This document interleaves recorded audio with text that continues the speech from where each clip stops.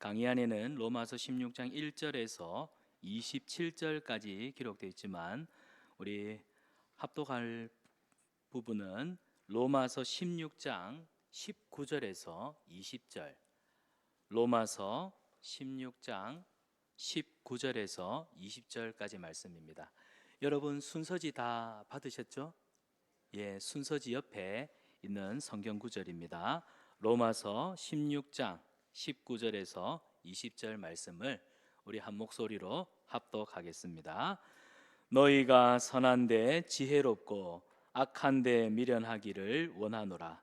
평강의 하나님께서 속히 사탄을 너희 발 아래 상하게 하시리라. 우리 주 예수 그리스도의 은혜가 너희에게 있을지어다. 아멘. 우리 한 번 더 선포하겠습니다. 시작. 너희가 선한데 지혜롭고 악한데 미련하기를 원하노라. 평강의 하나님께서 속히 사단을 너희 발 아래서 상하게 하시리라. 우리 주 예수의 은혜가 너희에게 있을지어다. 아멘. 할렐루야. 어제 많은 분들이 오셨고 또 오늘 아침에는 우리 믿음의 자녀들이 많이 참석을 했습니다.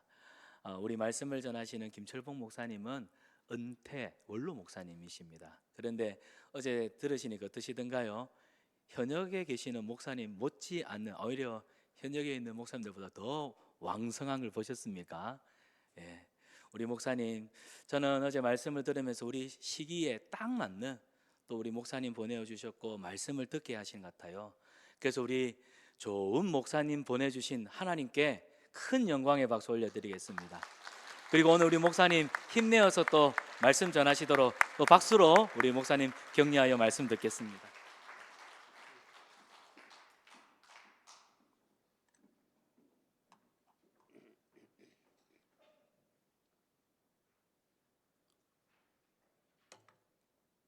할렐루야.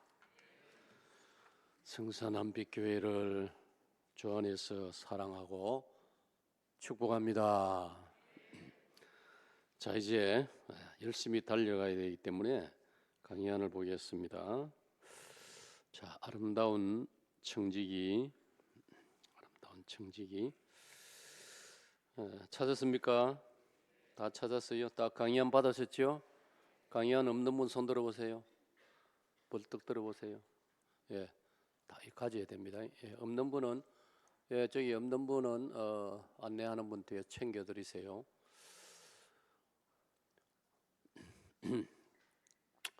자, 받읍시다. 아름다운 청지기.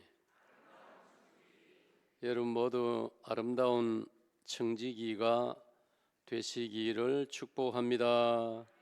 네, 우리 아름다운 목회자가 되어야 되고 아름다운 당회원이 되어야 되고 아름다운 주일학 교사가 되어야 될 것입니다.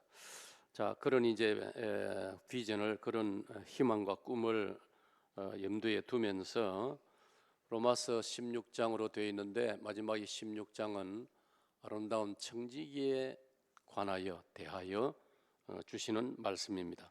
자, 머릿말을 선을 보겠습니다. 모스크바에는 자, 모스크바는 어느 나라 수도지요?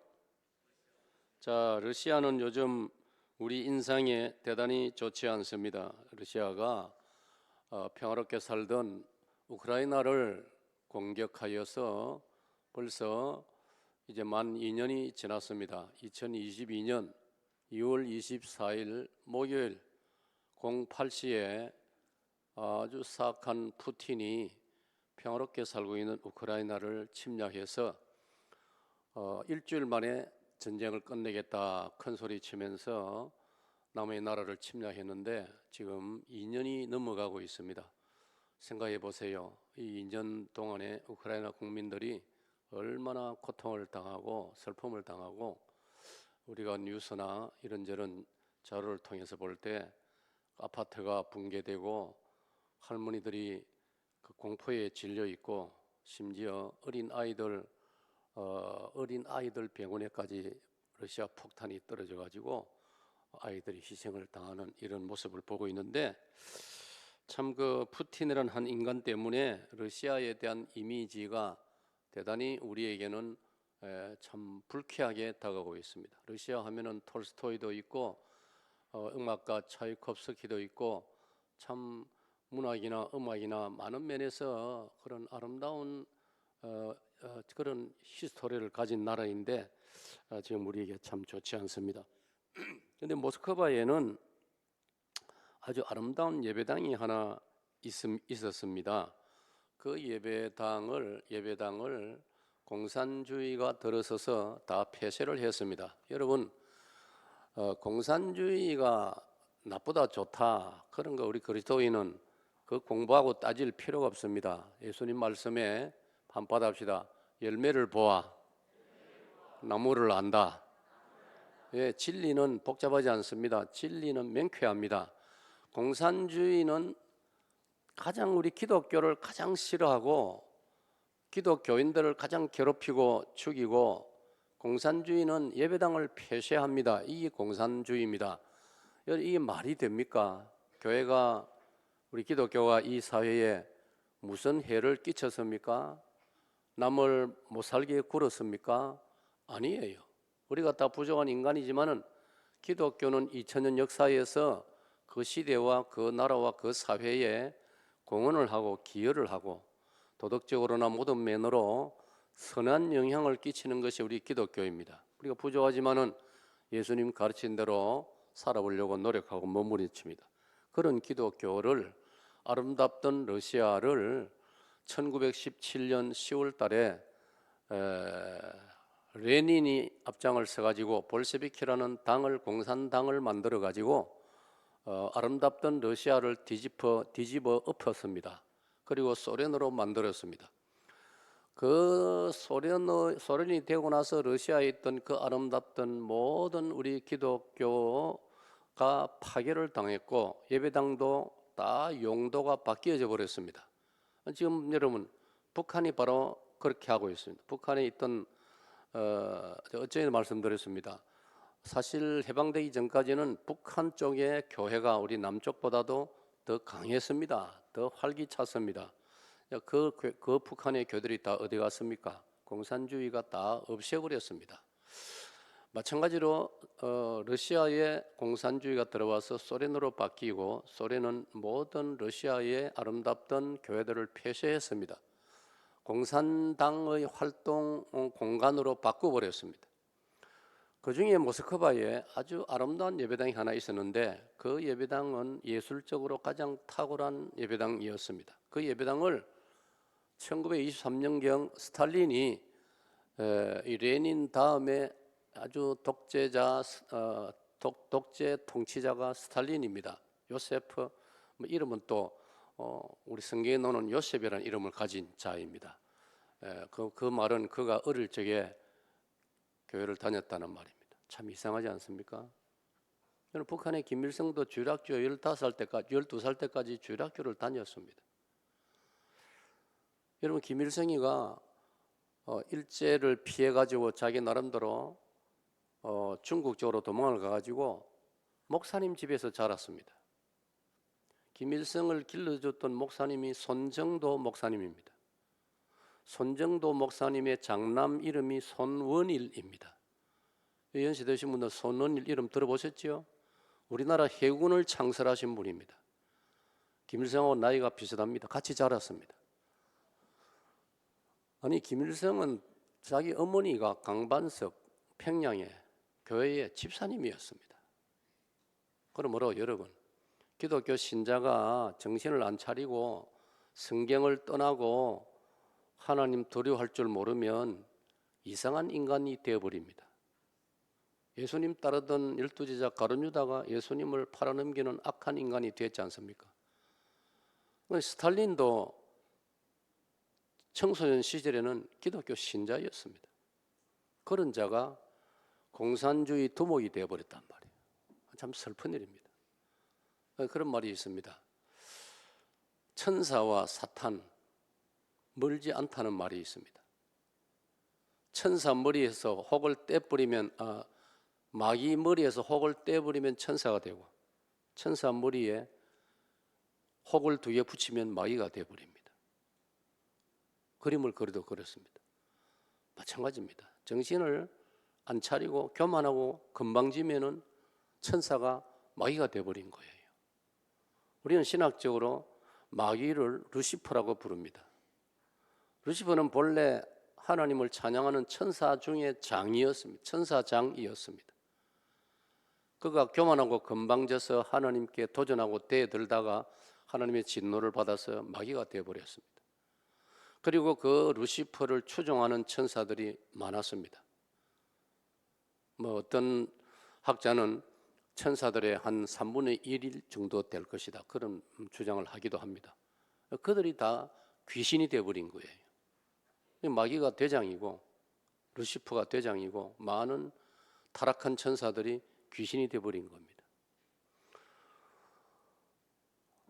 스탈린이 이름이 여러분 요셉이라니까요. 자기 부모님이 창세기에 나오는 창세기 37장부터 등장하는 그 아름다운 야곱의 11번째 아들 요셉 같은 사람이 되라고 요셉이라 지어준 거예요. 스탈린은 그 가문의 성입니다. 패밀리 네임.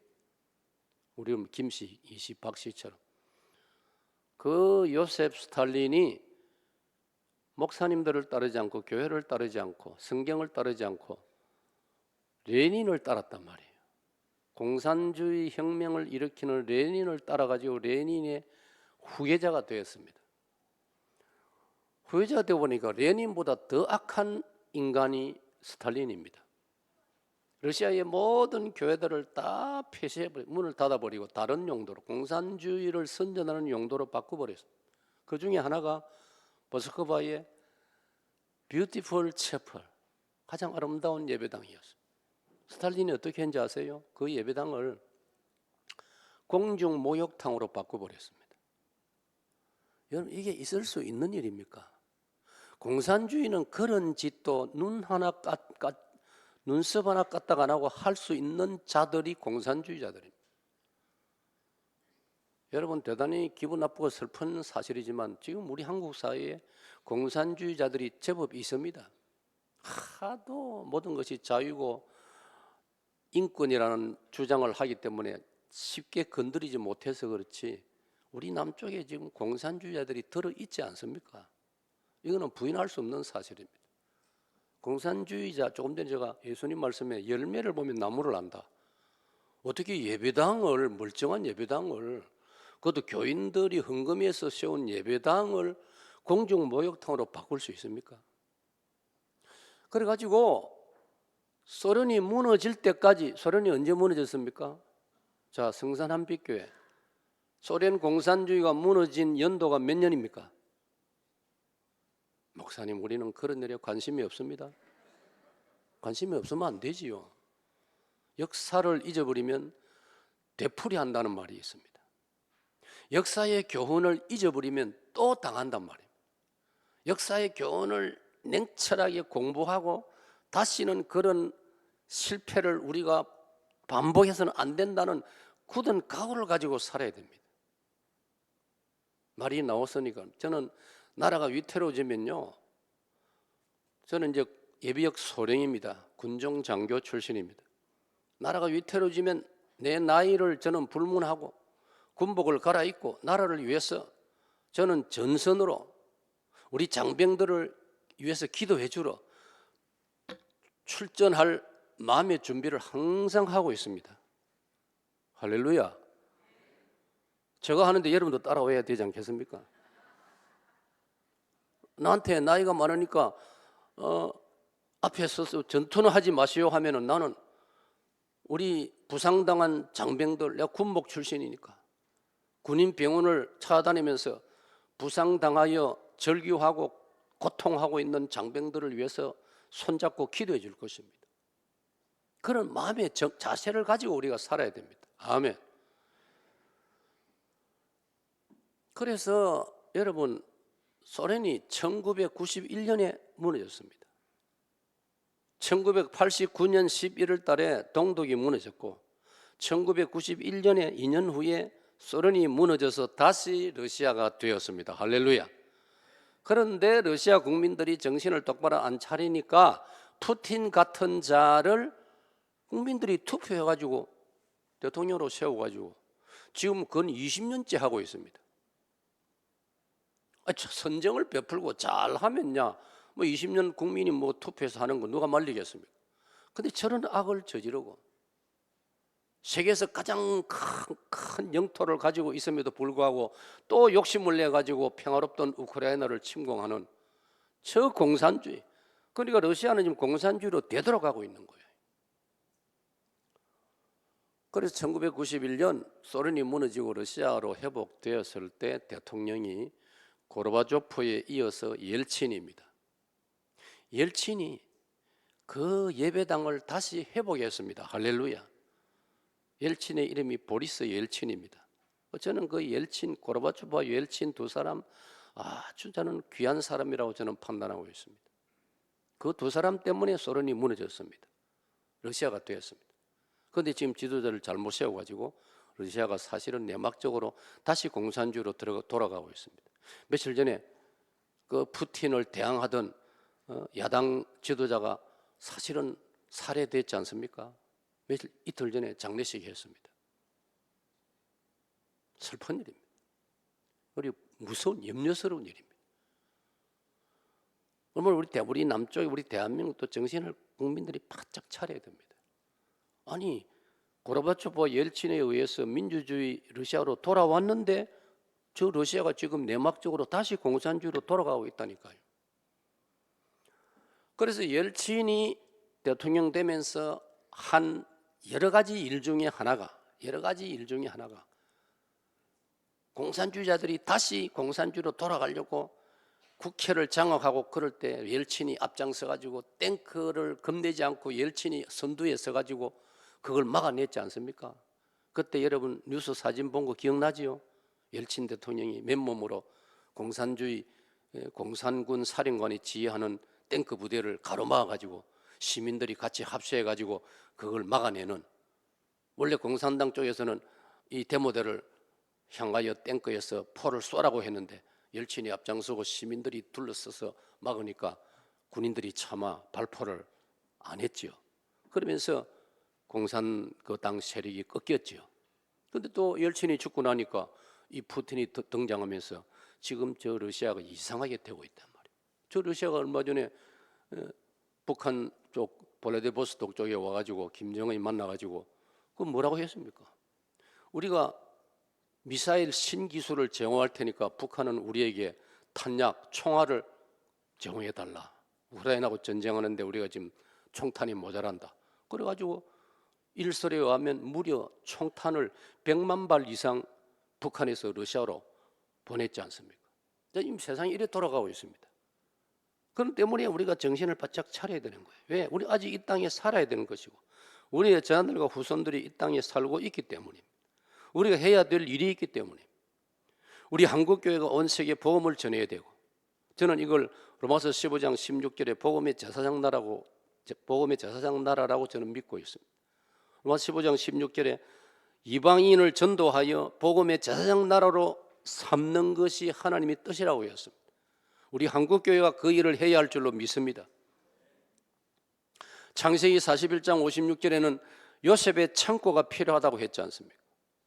요셉이 풍년 때 창고에 곡식을 많이 저장해 놨다가 흉년이 들었을 때 그 창고 문을 열고 굶주린 애굽의 백성들과 이웃 나라 백성들에게까지 아주 싼 가격으로 그 곡식을 팔았지 않습니까? 그래서 그 흉년을 이겨내도록 그게 요셉의 창고입니다. 우리 대한민국을 하나님께서 이 짧은 기간에 온 세계가 주목하고 놀라는 이런 축복의 나라로 하나님께서 세워주신 것은 우리가 과거에 도움받았는데 이제는 우리가 아프리카나 어려운 나라들을 도와주는 요셉의 창고가 되어야 할 줄로 믿습니다. 그런 꿈을 가질 때 우리가 신앙생활을 더 열심히 하지 않을 수가 없고 나라를 위해서 기도하지 않을 수가 없는 것입니다. 그 옐친이 그 한 일 중에 또 한 가지가 바로 공중 목욕탕으로 바뀌어져 버린 그 아름답던 모스크바의 대표적인 뷰티풀 채퍼를 다시 복원한 겁니다. 회복시킨 것입니다. 제가 총회장으로서 유럽 고신총회 초청을 받아서 2015년 봄에 5월 달인지 모스크바를 갔습니다. 거기 모스크바에서 고신 유럽 총회가 열렸기 때문에 거기서 담임 목사님으로부터 그런 설명을 들었습니다. 그 예배당을 다시 본래 예배당으로, 목욕탕을 본래 예배당으로 복원하고 있다는 소식을 듣고 얼마나 제가 마음에 기뻤고, 그 사건 하나만 해도 공산주의의 그 악랄함을 다시 한번 재확인할 수 있었던 것입니다. 제가 이 이야기를 하는 것은 우리가 신앙의 자유를 누리고 살아가고 있다는 사실, 우리에게 이 아름다운 예배의 처소가 있고 우리가 함께 믿음을 고백하는 우리가 모일 수 있는 공간이 있다는 것, 여러분이 헌금하고 또 여러분 모체결을 할 수 있는 한빛교회가 많은 참 사랑을 베풀어서 오늘 이런 아름다운 믿음의 전당을 이렇게 설치하고 만들었지 않습니까? 우린 여기서 마음껏 신앙생활을 하고 주님 나라와 복음의 전파를 위해서 아름다운 청지기들로 살아가야 할 줄로 믿습니다. 그 다음 여기 보세요. 그 다음에 북한 지하교회 성도를 제가 소개하고 싶습니다. 북한 지하교회 성도들, 여러분 북한 지하교회 성도들 이야기는 조금씩은 들었을 겁니다. 저는 어릴 때 중학생 때 주일학교 다니고 중학생 때 북한 지하교회 이런 이야기를 들을 때 뭐 어릴 때 어른들이 뭐 자세히 설명해 주지도 않고 하니까 저는 상상을 했습니다. 땅굴을 파고 땅 속에서 믿음을 지키고 살고 있구나. 물론 2000년 교회사를 공부하면 그런 경우도 있지만은 우리가 말하는 북한 지하교회 성도란 것은 자기의 믿음을 비밀리에 신분을 숨기면서 비밀리에 믿음을 지키고 있는 북한의 성도들을 북한 지하교회 성도라고 합니다. 사실은 제법 많다고 합니다. 우리 한국의 북한 선교를 가장 구체적으로 가장 깊이 있게 하는 선교 단체가 있습니다. 이름 들어보셨을 거예요. 모퉁이돌 선교라고 있습니다. 이름 들어보셨지요? 모퉁이돌 선교. 기독교 신자라면 그 단체 이름을 알고 있어야 됩니다. 모퉁이돌 선교회에 그건 북한 쪽에 연락망을 가지고 있습니다. 북한 지하교회 성도들하고 비밀리에 요즘 일반 탈북자들도 3만 5천 명 탈북자들도 북한의 자기 가족들하고 높은 산에 올라가 가지고 북한 쪽에서 높은 산에 올라가면 이 전파가 잡혀 가지고 휴대폰으로 연락도 주고받고 있는 지금 이런 시대 아닙니까? 여러분 북한 땅에 비밀리에 믿음을 지키는 신자가 많으면은 약 20만 명까지 된다고 하지 않습니까? 20만 명, 놀라운 숫자입니다. 놀라운 숫자입니다. 그들 가운데는 자기가 발각되면은 어쩌다 발각이 되면은 북한 당국에 의해서 기독교 신자라는 게 발각되면 굳이 숨기지 않고 그래서 나는 기독교 신자요 하고는 처벌받는 겁니다. 그 처벌받는 중에 가장 많이 받는 처벌이 강제노동 수용소로 끌려가는 것입니다. 여러분 북한의 강제노동 수용소가 7, 8개에서 많게는 20개 정도 있다고 합니다.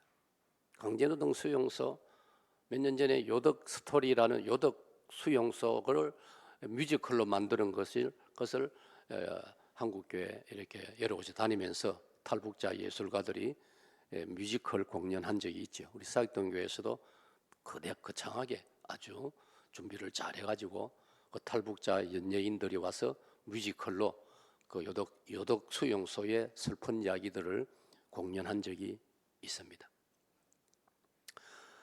그 북한의 강제노동 수용소에 갇혀서 중노동을 하고 제대로 먹지도 못하고 그러다가 병을 얻어서 거기서 쓰러지고 그 수용소에 적으면 3분의 1, 많으면 절반이 북한 지하교회 성도들이 발각되어서 그 수용소에 갇혀 있다는 거예요.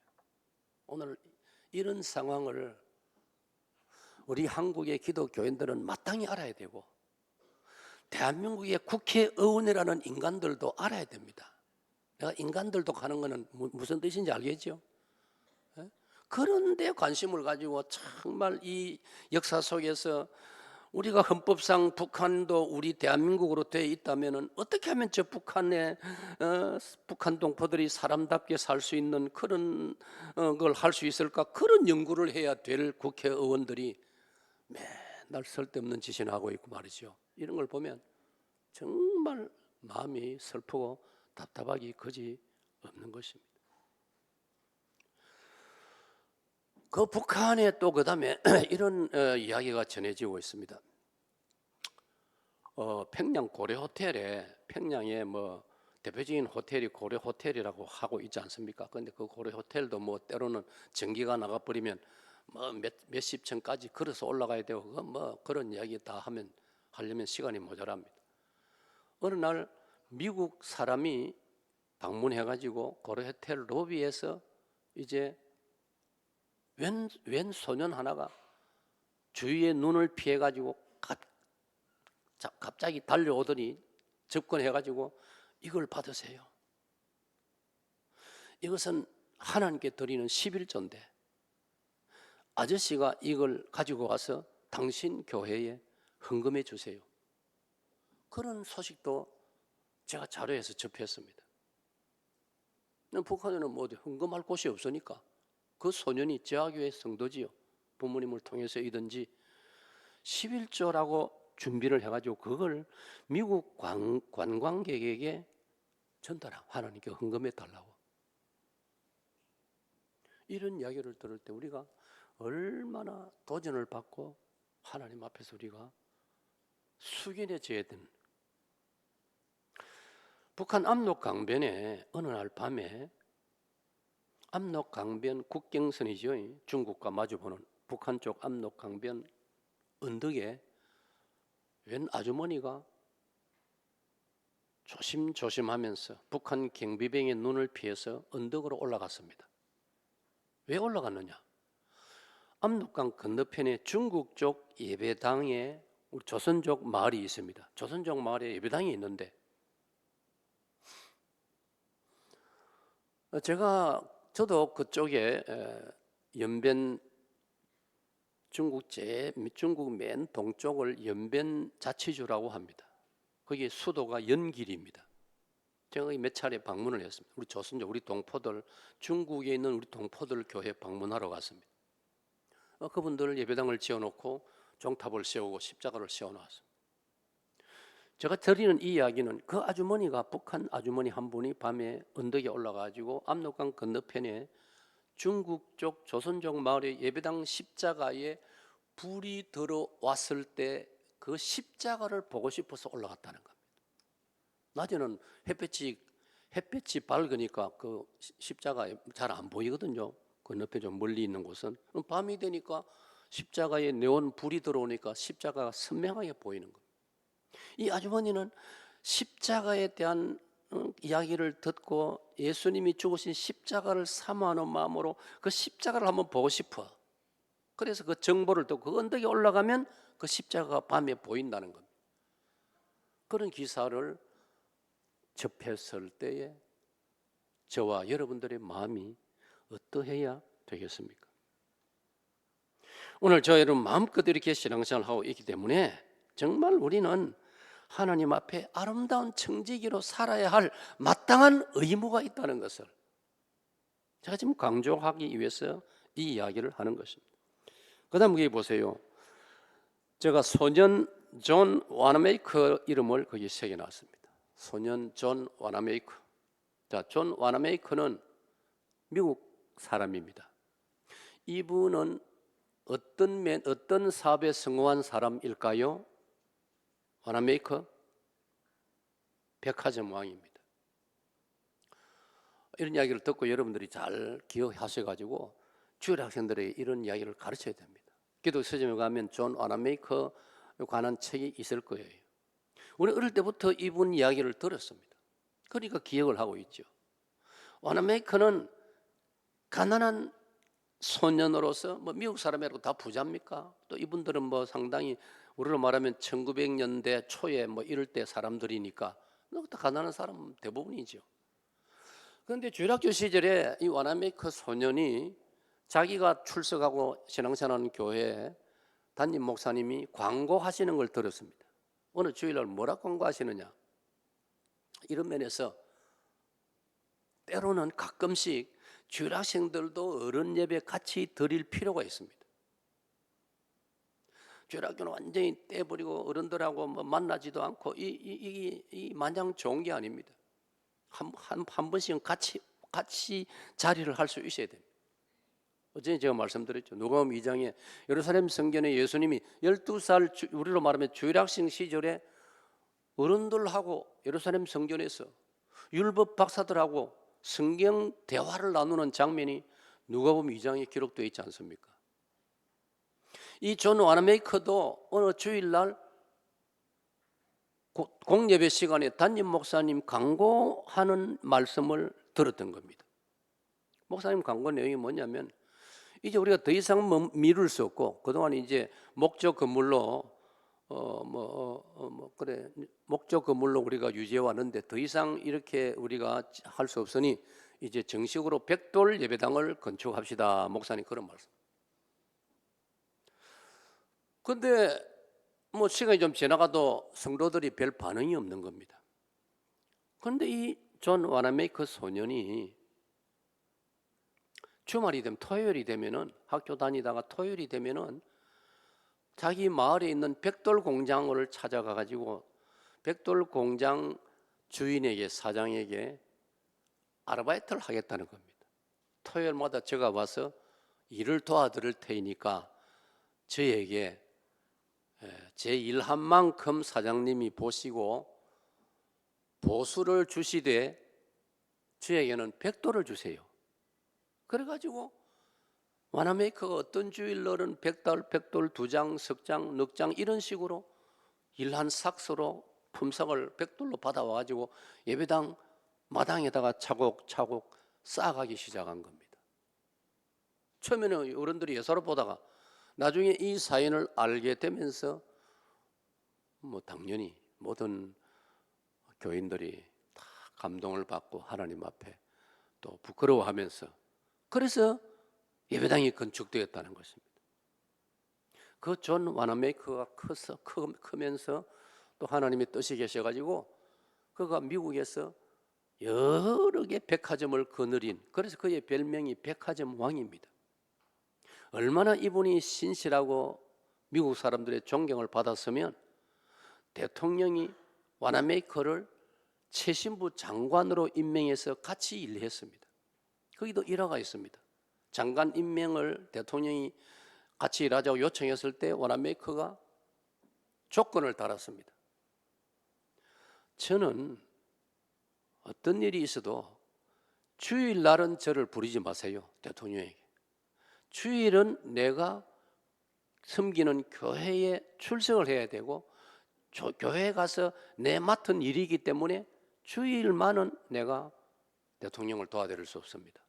대통령이 기꺼이 쾌히 그걸 허락하면서 장관으로 불러서 같이 일을 했다는 것 아니겠습니까? 그런 아름다운 청지기도 우리 교회사 속에 나타난다는 겁니다.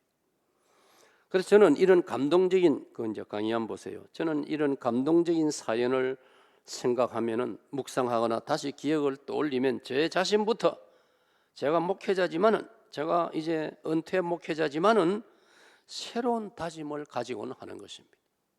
받아봅시다. 새로운 다짐. 시편 84편은 예루살렘 성전을 그리워하는 성도의 노래가 담겨 있습니다. 시편 122편은 성전으로 안식일 날 올라가는 성도들의 그 걸음걸이의 모습이 너무 아름다워서 그 장면을 노래하는 내용이 시편 122편입니다. 시편 134편 1절은 이런 구절입니다. 보라, 밤에 여호와의 성전에 서 있는 여호와의 모든 종들아, 여호와를 송축하라. 할렐루야.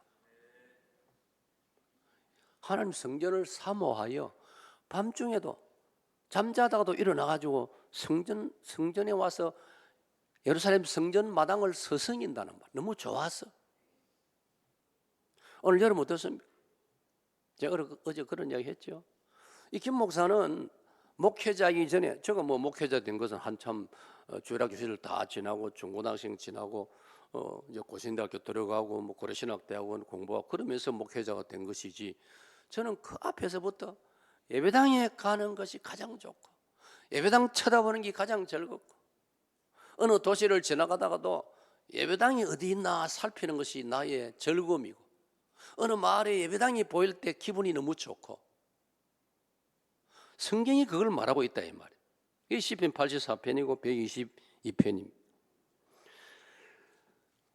그렇습니다. 우리의 아름다운 교회를 위해서라면, 우리들의 아름다운 교회를 위해서라면 시편 기자의 노래처럼, 자 묶음표 같이 읽습니다. 시작. 다시 좀 더 힘을 합해서 시작. 주님의 교회를 위해 멋진 청지기가 되어서 섬기고 싶다. 여러분 다 아멘입니까?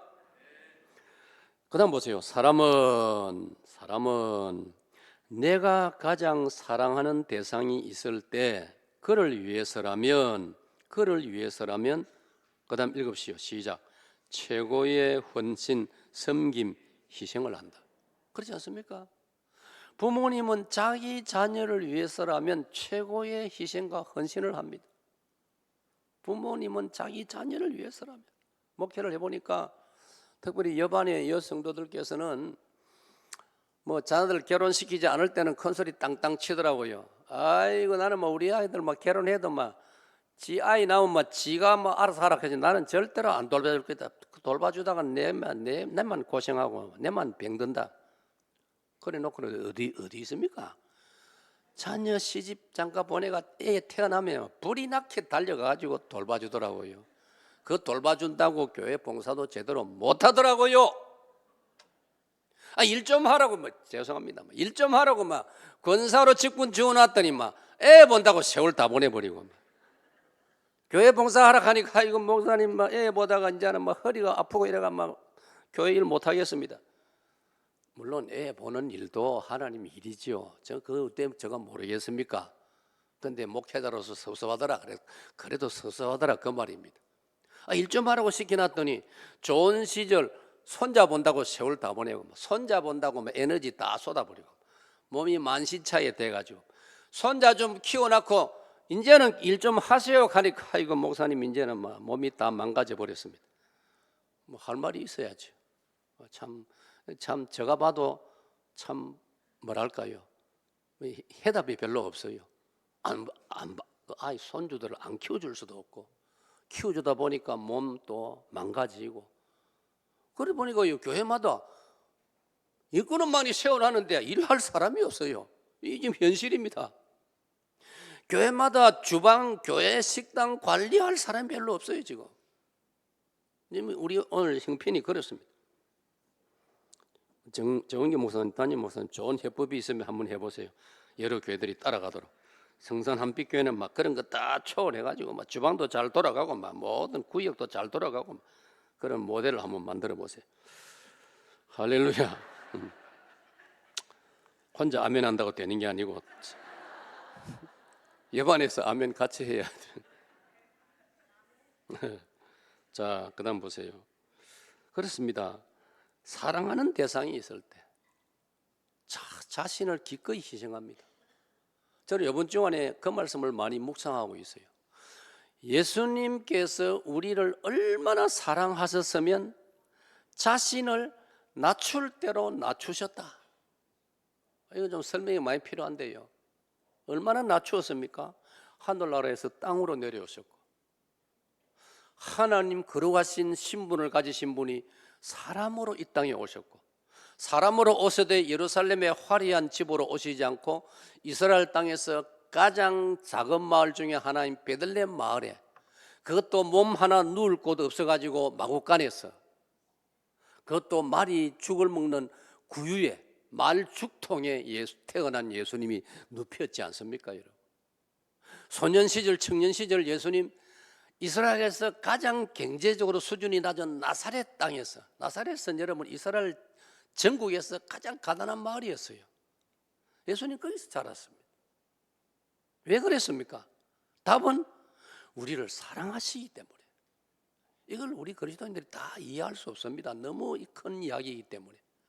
로마서 5장 8절은 뭐라고 되어 있습니까? 우리가 아직 죄인 되었을 때, 아직도 죄인인데 그리스도께서 우리를 위하여 십자가에 죽으심으로 우리를 향한 하나님의 사랑을 확정하셨느니라.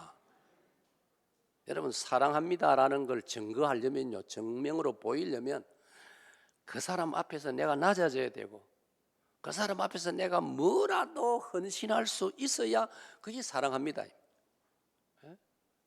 그런 각오 없이 사랑합니다, 그런 각오 없이 결혼합시다, 누구 고생시키려고? 각오가 되어야 돼요. 예수님이 그걸 하셨다. 그럼 이걸 바꾸고 말하면 하나님 은혜로 그 예수님을 나의 구주로 믿고 있는 사람이 저와 여러분입니다. 그러면 그 사랑을 이미 우리는 확인을 했으니 우리도 그 주님을 사랑하는 것이 마땅하지 않겠습니까? 할렐루야. 이 마땅하다면 우리도 주님 피로 세우신 성산 한빛교회라는 공동체를, 주님이 피로 세우신 공동체를 위해서 우리도 사랑으로 헌신해야 마땅하다는 것입니다. 아멘. 아멘. 그래서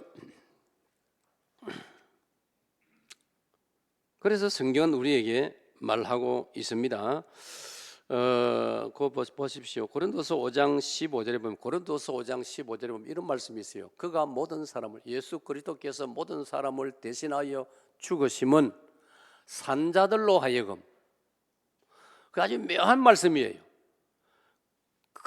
그리스도가 모든 사람을 대신하여 죽으심은 산자들로 하여금, 그 산자란 말은 예수 믿어 죄 용서 받고 구원받은 그리스도인을 가리킵니다. 예수님이 우리를 위해 십자가에서 죽으셨기 때문에 그 예수님을 믿어 살아난 그리스도인은 다시는 자기 자신을 위해 살지 않고 나를 위해 십자가 죽으셨던 그 예수님을 위해서 살아야 할 줄로 믿습니다. 이게 원리입니다. 이게 성경이 가르치는 원리입니다. 이걸 이제 제대로 우리가 못하기 때문에 하나님 앞에서 부끄럽고 때로는 우리가 참 낯이 화끈거리고 죄송하기도 하고 이제 그런 갈등을 우리가 겪기도 하지요. 그 다음에 갈라디아 2장 20절, 이런 구절은 여러분이 노력해서 암송을 해놓으세요. 갈라디아 2장 20절, 그리스도께서 나를 위해 십자가에 죽으셨기 때문에 이제 내가 사는 것은 내가 아니요, 이제 내가 사는, 이제 그리스도인은 가치관을 새롭게 정립했다는 뜻이에요. 내가 이제 사는 것은 내가 아니요, 나를 위해서 자기 몸을 버리신, 나를 위해서 자기 몸을 골고다 십자가에서 버리신 하나님의 아들 예수 그리스도를 믿는 믿음 안에서 사는 것이니라. 쉽게 말씀드리면 우리 기독교 신자는 이제부터 가치관이 완전히 새로워졌다 이 말이에요.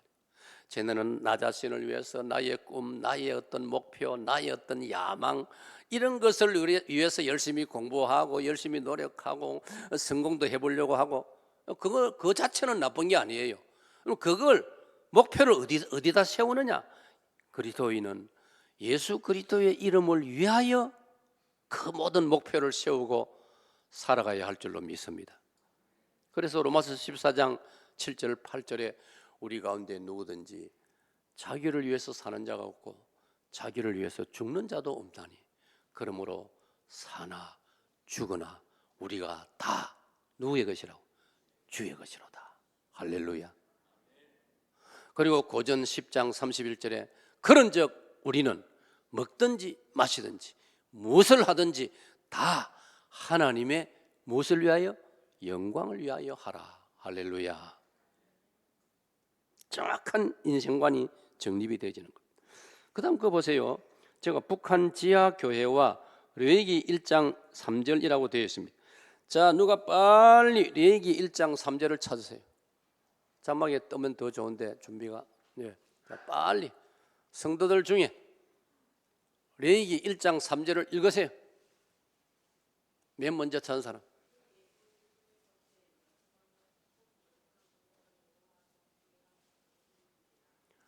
아멘. 레위기 1장 3절에 보면은 소를 하나님 앞에 번제물로 바치라는 것입니다.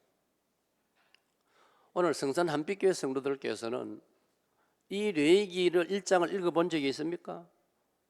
이 레위기 1장을 일딱 읽어 나가다가 3절에서 스톱하고 자신을 돌아온 묵상해 본 적이 있습니까? 근데 말입니다, 북한의 지하교회 성도 한 사람이 레위기 1장 3절을 읽게 되었습니다. 어떻게 읽게 되느냐? 잘 들어보세요. 북한에는 우리처럼 성경을 자유롭게 가질 수 없고, 북한에는 경찰을 공안이라고 하는데, 북한 경찰에게 만약 성경을 몸에 지니고 있다가 잡히면, 들키면, 아니면 가택 수사를 나왔는데 그 북한 공안에게 집에서 성경 하나가 발견되면은 바로 아까 말한 대로 강제노동 수용소로 보내집니다. 이게 북한입니다. 이런 북한을 우리 남쪽에서 좋아하는 사람들이 있다고 하니 나는 그게 믿어지지가 않습니다. 그걸 종북주의자라고 합니다. 북한을 따르는 주의자들 분명히 좀 있는 것 같아요. 창원 땅에는 없겠죠. 맞습니까? 근데 얼마 전에 창원에 간첩단 이런 말도 들리대요. 무슨 나는 검사가 아니니까 자세히는 모르지만 슬픈 일입니다. 성경이 발각되면 바로 강제노동 수용소로 보내는 게 북한이라니까요. 그러니까 북한의 성도들이 어떻게 성경을 읽을 수 있어요? 어떻게 지하교회 성도가 이 성경을 읽었는지 말이에요. 북한에는요, 지하교회 성도들이 이 성경을 조심조심 면도칼을 가지고 찢습니다. 여기 책갈편 여기 끝에 조심해가지고 글자가 훼손 안 되도록 찢어가지고 나누어 가집니다. 한 장씩 나누어 가집니다. 그리고 그 다음 약속된 날 모이면 다시 바꿉니다. 서로 교환을 합니다. 안 읽은 쪽을 또 바꾸고 내 걸 또 주고 성경을 그렇게 읽고 있습니다. 그런데 북한의 어느 농장의 그 팀장, 우리로 말하면 팀장쯤 되는 남자 한 분에게 지하교회 성도인데 그에게 레위기 1장이 순서대로 하다가 배치가 된 거예요. 비밀리에 레위기 1장을 읽었는데 3절에서 이 남자 지하교회 성도가 감동을 받은 거예요. 자기는 평생에 처음 읽은 거예요. 예수님을 제대로 믿으려면 소를 하나님께 제물로 바쳐 드려야 되구나. 이 남자가요, 그 집단 농장에 소가 2마리, 3마리 정도밖에 없는데 북한에는요, 우리처럼 트랙터나 기계가 거의 없습니다. 외국에 선전하려고 모델 농장에 한 몇 대, 여러분 이름 다 알지요? 두레마을의 김진홍 목사님 북한을 많이 도왔습니다. 트랙터도 보내고 농기구도 보내고 다 했습니다. 보내고 나서 5년 후에 다시 방문해 가보니까 전부 녹슬어 있더랍니다. 그리고 주민들이 전부 호미 이런 걸 가지고 일하더라는 거예요. 아니 우리가 비싼 돈 들여서 선물해 보냈는데 왜 이 녹슬었어? 김진홍 목사님 그 특유의 그 말투가 있지 않습니까? 그 경북 사투리입니다. 그런데 그들이 부끄러워하면서 변명을 하는데 기름이 없어서 기계를 못 돌렸다는 거예요. 기름이 없으니까. 그래서 김진홍 목사님이 그 공개 설교 시간에 그 이야기 하시더라고요. 그러므로 남쪽에서 이제부터는 도와주려면 홈이나 낫을 보내라 그러더라고요. 홈이나 낫이나 삽을 보내라. 육체로 할 수 있는 거, 기계 할 수 있는 거는 기름이 없어서 다 녹슬어 버리고 마는 거예요. 그런 북한 농장의 황소 한 마리는 얼마나 소중한지 모릅니다. 그런데 이 남자가 레위기 1장 3절을 읽고 감동을 받아가지고 비밀리에 소를 잡아가지고 하나님께 제사를 드려버렸습니다. 여러분 이게 북한에서는 있을 수 없는 일입니다. 그게 비밀이 감추어집니까? 드러나게 되었습니다. 북한에는요, 소 한 마리를 내가 실수해서 죽이면 사람 죽인 것보다 훨씬 더 무거운 벌을 받습니다. 그만큼 중요하기 때문에, 농사 짓는데 절대적이기 때문에. 그래도 구색을 갖추느라고 재판을 열게 되었습니다. 소니까 수의사를 불렀습니다. 그 농장에 이제 관여하는 수의사가 불려왔습니다. 근데 여러분 보세요. 이 수의사도 제정신이 아니에요. 뭐라고 그 재판장을 향하여 뭐라고 말했냐면, 재판장님, 지금 중국과 우리나라에, 뭐 자기들은 뭐 우리나라라고 했죠. 중국과 우리나라에 가축 전염병이 돌고 있는데, 이때 이 농장에 이 소를 잡지 않았으면 전 우리 북조선에 전염병이 돌 뻔했습니다. 이 소를 잘 잡아 없앴습니다. 수의사가 증언을 한 거예요. 그래가지고 이 남자가 중형을 피하고 가벼운 벌을 받았다는 겁니다. 여러분 들어보니까 신기한 이야기 같지요? 장로님, 신기하지요? 그런데 여러분, 신기하지 않습니다. 이게 우리 교단 기독교보에 나온 이야기입니다. 여러분이 기독교보를 잘 안 읽는다는 증거입니다. 이게 기독교보 며칠자냐면 내가 여기 적어놨습니다. 기독교보 금년 1월 달에 여기 3번에 걸쳐서 이 이야기가 나왔습니다. 1월 달은 내가 날짜를 확인 못했까지, 그 다음에 2월 3일자 토요일 기독교보에도 나왔습니다. 이 글을 실은 분이 우리 서울제일교회 우리 제 후배 목사 김동춘 목사가 썼습니다. 김동춘 목사는 우리 고신총회 안에서 북한 선교 전문가입니다. 경북대학을 나오고 우리 고려신학당을 졸업하고 청년 시절에 중국 연변에 SFC 선교사로 간 친구입니다. 제가 아까 말한 대로 조선족 교회를 방문하러 가서 누구의 도움을 통해서 연결해서 이 청년 김동춘을 만났습니다. 그때부터 제가 이 김동춘 청년을 제가 얼마나 사랑하기 시작했는지 모릅니다. 그 사랑은 지금도 변함이 없습니다. 제가 서울에서 시간이 있을 때는 그 교회 출석해서 예배를 드리면서 그 김 목사님을 격려하고 응원하고 있습니다. 그러니까 그리고 이 친구가 연변에서 계속 공부를 해가지고 연변대학교에서 역사학 박사학위를 받은 친구입니다.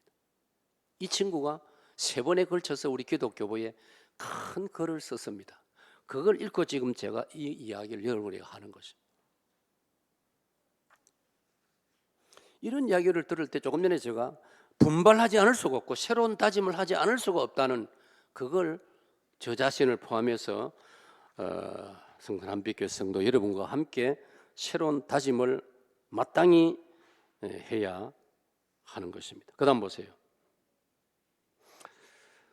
로마 16장, 오늘 우리 보고 있는 이 로마 16장은 그 당시 기록된 배경이 시대적으로 기독교회를 박해하던 저 로마 제국 시대입니다. 여러분 생각해 보세요. 기독교를 박해하던 저 로마 제국 시대에 이런 아름다운 청지기들의 이야기가 여기 기록되어 있다니까요. 오늘 저와 여러분은 5천년 대한민국, 5천년 한국 역사 속에 가장 좋은 시대를 살고 있습니다. 아멘. 이건 확실한 겁니다. 우리 대한민국 5천년 역사에서 2024년 지금 우리들처럼 좋은 시절이 있었습니까? 이 저를 비롯해서 1940년대, 저는 1950년대 사람입니다.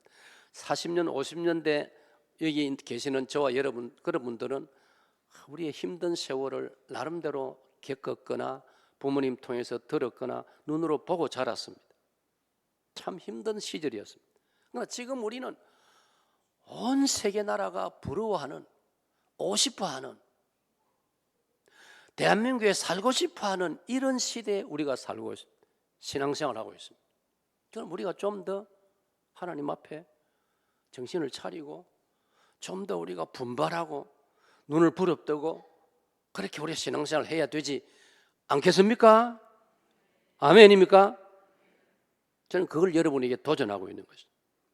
여러분의 마음을 불러일으키고 있는 것입니다. 이 로마서 16장에는 35여 명의 신실한 청지기가 소개되고 있습니다. 여러분도 신실한 청직으로 살면 언젠가 하나님 앞에서 여러분의 이름이 소개가 된다는 걸 보여주는 것이 로마서 16장입니다.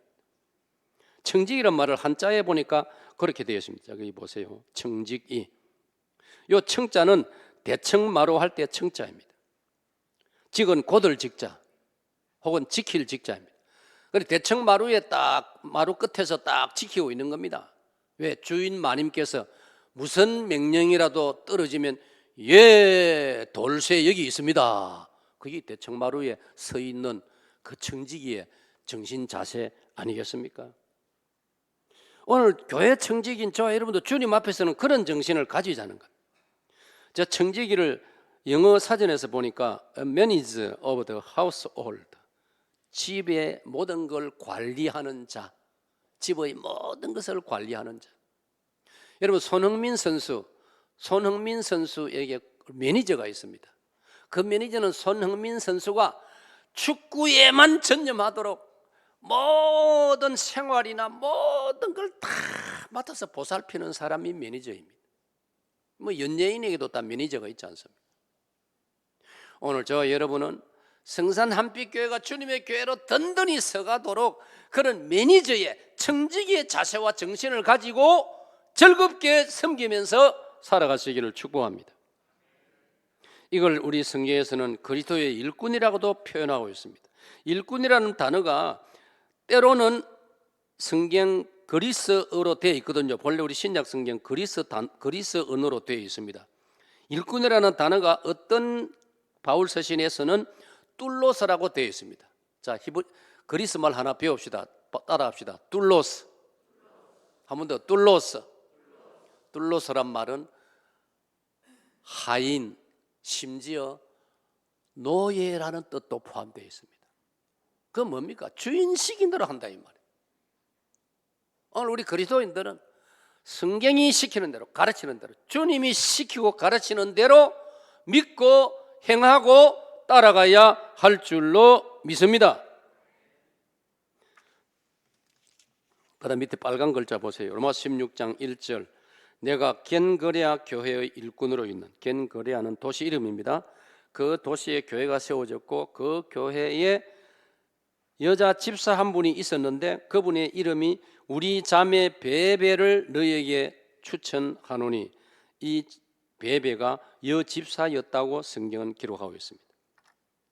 여러분, 바울 사도께서 이 여집사 베베를 많은 교회를 향하여 사람들에게 소개하고 추천하고 있습니다. 정말 멋진 여자 성도, 정말 믿을 수 있는, 신뢰할 수 있는 베베라는 여자 집사님이 한 분 계십니다. 바울 사도가 소개하고 추천하고 있습니다. 그 다음 제가 질문을 했으면 보세요. 1. 어디 좋은 사람 없습니까? 때로는 사람은 많은데 좋은 사람 만나기가 어렵습니다 라고 회사 사장이 사람을 찾을 수 있고, 뭐 대통령이 사람을 찾을 수도 있고, 정말 좋은 사람이 필요합니다. 그 다음 밑에 보세요. 2번. 좋은 목회자 없습니까? 우리 고신총회 2150교회입니다. 2150교회라면 담임 목사님이 2150명입니다. 부목사님들까지 치면은 목사님들 숫자가 제가 기억하기로 한 3,500에서 한 4,000여 명 될 거예요. 장로님들이 한 5,000에서 한 6,000명 될 거예요. 다 좋은 목회자면 얼마나 좋겠어요. 어느 교회에서 초청하든 다 좋은 목회자라면 무슨 문제가 있겠습니까? 왜 교회가 때로는 어려움을 겪겠습니까? 좋은 목회자가 쉽지 않더라는 단임.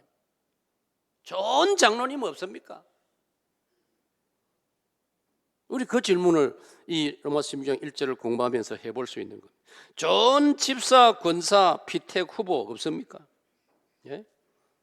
담임 목회자들은 때로 교회 일꾼은 세워야 되고, 일꾼 세우는 투표할 주일이 다가오면 마음에 부담이 콱 됩니다. 좋은 사람이, 정말 하나님 앞에서 좋은 사람이 돼야 될 건데, 어떤 사람은 자기가 안 됐다고 삐끼기도 하고, 삐낀다는 말 알지요? 제가 지난주간에 저 경기도 부천에서 부흥회를 인도했는데 그런 데에서 삐낀다 하니 잘 못 알아듣더라고요. 그 때문에 경상도 사람들이 훌륭해요. 왜? 우리는 표준말도 알고 있거든요. 그 사람들은 표준말만 알고 사투리를 모르니까 우리보다 지식이 부족한 거예요. 우리는 삐낀다는 말도 알고 토라진다는 말도 알고 다 알지 않습니까? 그러니까 우리 목회자들은 마음이 무겁습니다.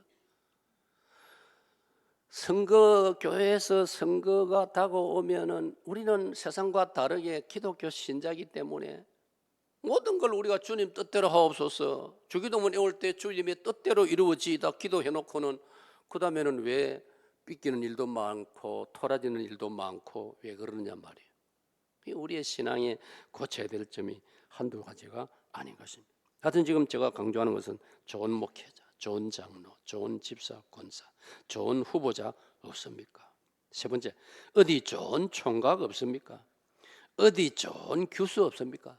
예? 아들, 딸 성장해가지고 장가 보내고 시집 보내야 되는데 며느리감, 사위감 찾을 때 얼마나 여러분들 신중히 찾습니까? 왜? 좋은 사람 만나려고, 좋은 사람 집에 들이려고. 그거는 뭐 당연한 것 아닙니까? 그 다음 보세요. 추천을 받는다는 것은 인생을 잘 살고 있다는 뜻입니다. 여러분 어떻습니까? 나이가 들었음에도 불구하고 여러분을 만약 누가 추천해 주신다면 여러분 인생을 잘 사는 것입니다. 저는 참 때로 기분이 좋고 감사하는 마음이 들어요. 제가 은퇴하고 나서 이래저래 이제 또 전국에 걸쳐서 이곳저곳에 초청받아 또 이제 강단을 교회가 목사님 안 계시는 곳이라든지 초청받아 다닙니다. 참 하나님 은혜로 제가 이제 은퇴 후에 만 3년이 지났거든요. 무려 제가 다 노트에 적고 있거든요. 130여 교회 방문을 했습니다. 초청을 받아. 안 놀랍니까? 여러분 몇 교회 초청받겠습니까? 여하튼 근데 어떤 교회는요 가면요 진심으로 목사님 우리에게 담임 좀 해줘 있어. 그렇게 말씀하는 것도 있더라고요. 그러면 제가 할 수 있을까요 없을까요? 그건 또 대답 잘하시네. 없지요. 은퇴했는데 어떻게 담임을 합니까? 근데 얼마나 답답하면은 제가 저 대구에 또 합동측 교회도 제가 무려 6주일을 주일 설교를 맡아서 해줬어요. 담임 목사님이 안 계셔가지고 그 교회 장로님 중에 한 분이 제가 전도사 시절에 우리 고등부 학생이었어요. 그거 장로가 됐어요. 그래가지고 저를 초청해가지고 그런데 그 장로님들이 그래요. 목사님 우리가 막 담임 목사 지금 모시려고 하니까 막 서로 의견도 안 맞고 막 여기저기서 뭐 추천은 많이 들어오지만은 막 우리가 믿을 수도 없고 막 몇 주일 겪어 보니까 막 목사님이 최고입니다. 막. 목사님이 좀 우리에게 담임해 주세요. 그래 제가 아이고 자는데 말씀은 고맙지만은 우선 교단이 달라서도 안 되고 두 번째로 저는 은퇴를 했기 때문에도 안 되고 그냥 말씀만 들어도 고맙습니다. 그런 인사를 한 적이 있습니다. 얼마나 기분 좋습니까? 저를 그래도 신뢰해 주니까 얼마나 기분이 좋습니까? 오늘 제가 이 1절을 묵상하면서 이 베베라는 여집사를 바울 사도가 그렇게 신뢰하고 온 여러 교회를 향하여 내가 이 자매 베베를 여러분에게 추천한다. 얼마나 좋습니까? 그 다음에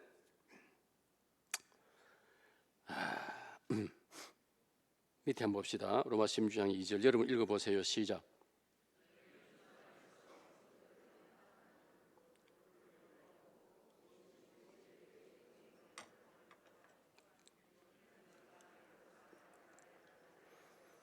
아멘. 이 목사님이 잘 편집을 잘했습니다. 보호자를 빨간 색깔로 받아봅시다. 보호자. 여러분 바울 사도가 이 자매 베베를 여집사 베베를 여러 교회를 향하여 소개하고 추천하는 이유 중에 하나가 뭐냐? 베베 여집사는 여성의 몸임에도 불구하고 그가 여러 사람을 보호해 주었고 바울 사도인 나를 또한 보호해 주었습니다. 여러분 이걸 김 목사 우리 목사들이 이 구절을 묵상하다가 감동하지 않을 수가 없는 거예요. 힘센 이만기 같이 힘이 센 그런 힘을 가진 남자도 아니고 여성임에도 불구하고 여러 사람을 보호해 주었다는 거예요. 바울 사도를 보호해 주었다는 것이 얼마나 감동적입니까? 네? 오늘 세상은 어떻습니까? 남을 해치는 사람도 있고 죽어가는 사람을 쳐다보지도 않고 거들떠보지도 않고 도와주지도 않고 모른 척하고 지나가 버리는 사람도 있고 얼마나 별의별 사람이 다 있지 않습니까? 누가복음 10장에 여리고로 내려가는 사람이 강도를 만나가지고 얻어맞아가지고 다 빼앗기고 다 죽어가는 순간에 제사장도 보고서도 그냥 모른 척 지나가 버려. 레위인도 보고서도 그냥 지나가 버렸지 않습니까? 그런데 괄시받던 신분상 괄시받던 사마리아 사람은 길 가던 걸음을 멈추고 나귀에서 내려가지고 그 다 죽어가는 사람을 자기 나귀에 실어가지고 여관집으로 데려가서 그를 치료하고 살려내는 장면이 누가복음 10장에 예수님이 주신 착한 사마리아 사람 이야기 아닙니까? 이 여성도 베베가 그런 사람이었다는 것입니다. 받아봅시다. 보호자. 참 얼마나 좋은 단어입니까? 그래서 그다음 밑에 보세요. 베베 자매는 바울 사도의 보호자 역할을 했습니다. 그 당시의 문화에서 보호자라는 뜻은 두 가지 뜻을 가지고 있습니다. 숙식을 제공한다는 뜻이고 신변을 보호한다는 뜻입니다. 그 당시는 더 2000년 전에 어려운 시대니까 뭐 밥 얻어 먹을 데 없으면 굶어 죽는 거예요. 나그네가 밥을 얻어 먹을 곳이 없으면. 근데 베베는 나그네들 가운데 정체가 없는, 갈 곳이 없고 먹을 것이 없는 그런 사람들을 먹였다는 거예요. 숙식을 제공했다는 거예요. 그래서 살려냈다는 거예요. 바울 사도 역시 복음을 전하느라고 때로는 거처도 없고 먹을 것도 없었습니다. 그럴 때 이 베베가 기꺼이 바울 사도를 보호해 주었다는, 숙식을 제공해 주었다는 겁니다. 신변이 위험할 때는 몸을 숨겨주기도 했다는 것입니다. 그 다음 보세요. 하나님의 구속사 여정에 하나님께서 창세기부터 요한계시록까지 쭉 흘러가는 우리 인류를 구원하시는 이 여러 가지 사건들, 이야기들 그 과정에 보면은 등장하는 자발적인 보호자들이 많이 있었습니다. 자발적인 보호자들이 많이 있었습니다. 보호자를 후원자라고도 말하고 영어에서는 서포터스라고, 서포터스. 창원에 경남 FC 축구단 있죠. 그 축구단에 여러분 축구에 또 열심히 있는 사람들은 막 자기 돈 들여가지고 막 그 축구팀 따라다니면서 지 돈 가지고 막 그 선수 이름 적힌 티 사서 사가지고 입고 말이죠. 쥐가 그 선수도 아니면서 이름을 또 붙여가지고 그거 다 자기 돈으로 하는 거예요. 그게 자발적 서포터스, 후원자들이란 말이에요. 여기 보호자란 말이 그런 의미를 가지고 있어요. 그 다음 보세요. 엘리야 옆에 누가 보호자가 있었습니까? 엘리야 옆에 사라밧 가부도 있었고, 또 아방 밑에서 장관 노릇하는 사람 가운데 열왕기상 18장을 읽으면 앞부분에 오바댜라는 국내 대신 장관을 가리킵니다. 궁을 책임진 장관, 이름이 오바댜입니다. 그가 선지자들을 떡과 물을 먹이는 비밀리에 숨겨가지고, 여러분 아방한테 들키면 죽습니다. 아방이 선지자들을 죽이는 시대인데 이 오바댜라는 장관은 비밀리에 하나님의 종들을 여기저기 10명씩 20명씩 숨겨놓고 먹을 것을 갖다 주고 한 그거 있지 않습니까? 그 기록이 있지 않습니까? 열왕기상 18장. 바로 그런 엘리야 옆에. 엘리사 옆에는 누가 있었습니까? 수넴 여인도 있었고, 엘리사 옆에. 바울 옆에는 누가 있었습니까? 많이 있었죠. 바울 옆에 바울을 보호하는 사람, 오늘 여기는 베베를 비롯해서 의사 누가, 특별히 제가 의사 누가를 잠깐 소개하고 싶습니다. 이 누가는 의사입니다. 좋은 위치에 있는 사람입니다. 그럼에도 불구하고 그는 몸이 약한 바울 사도를 위해서 성경을 자세히 읽어보니까요, 평생 바울 사도가 세상을 떠날 때까지 떨어지지 않고 바울 사도 곁을 의사로서 지켜준 사람이 누가입니다. 그리고 그는 뛰어난 또 학식을 가지고 있기 때문에 누가복음을 기록했고 사도행전을 기록한 사람이 의사 누가입니다. 평생 바울 곁을 떠나지 아니했던 사람입니다. 그러니까 바울도 사람 아닙니까? 인간 아닙니까? 이런 보호자가 옆에 있었기 때문에 바울 사도가 그 어려움을 이겨내고 끝까지 복음의 사역을 잘 달려간 줄로 믿으시기 바랍니다. 사도 요한 옆에는 누가 있었습니까? 요한 1서, 2서, 3서를 읽어보면 사도 요한 옆에도 가이오를 비롯한 신실한 성도들이 사도 요한의 복음 사역을 도와주었더라. 그분들은요, 이 세상의 직업을 가지고 이 세상의 어떤 고위직에 있으면서 지혜롭게 사도 요한의 사역을 도와주었다라고 요한 서신에 기록되어 있습니다. 그 다음 보세요. 주기철 목사님 이야기를 하겠습니다. 여러분, 주기철 목사님, 자, 성산 한빛교회 성도 여러분, 주기철 목사님은 어디에서 태어나고 자랐을까요? 바로 이웃 어디? 진해. 진해에서도 어디? 웅천. 성산 한빛교회는 여기가 더 진해가 더 가깝지 않습니까? 여기 창원에서는 알아놔야 됩니다. 알아놔야 됩니다.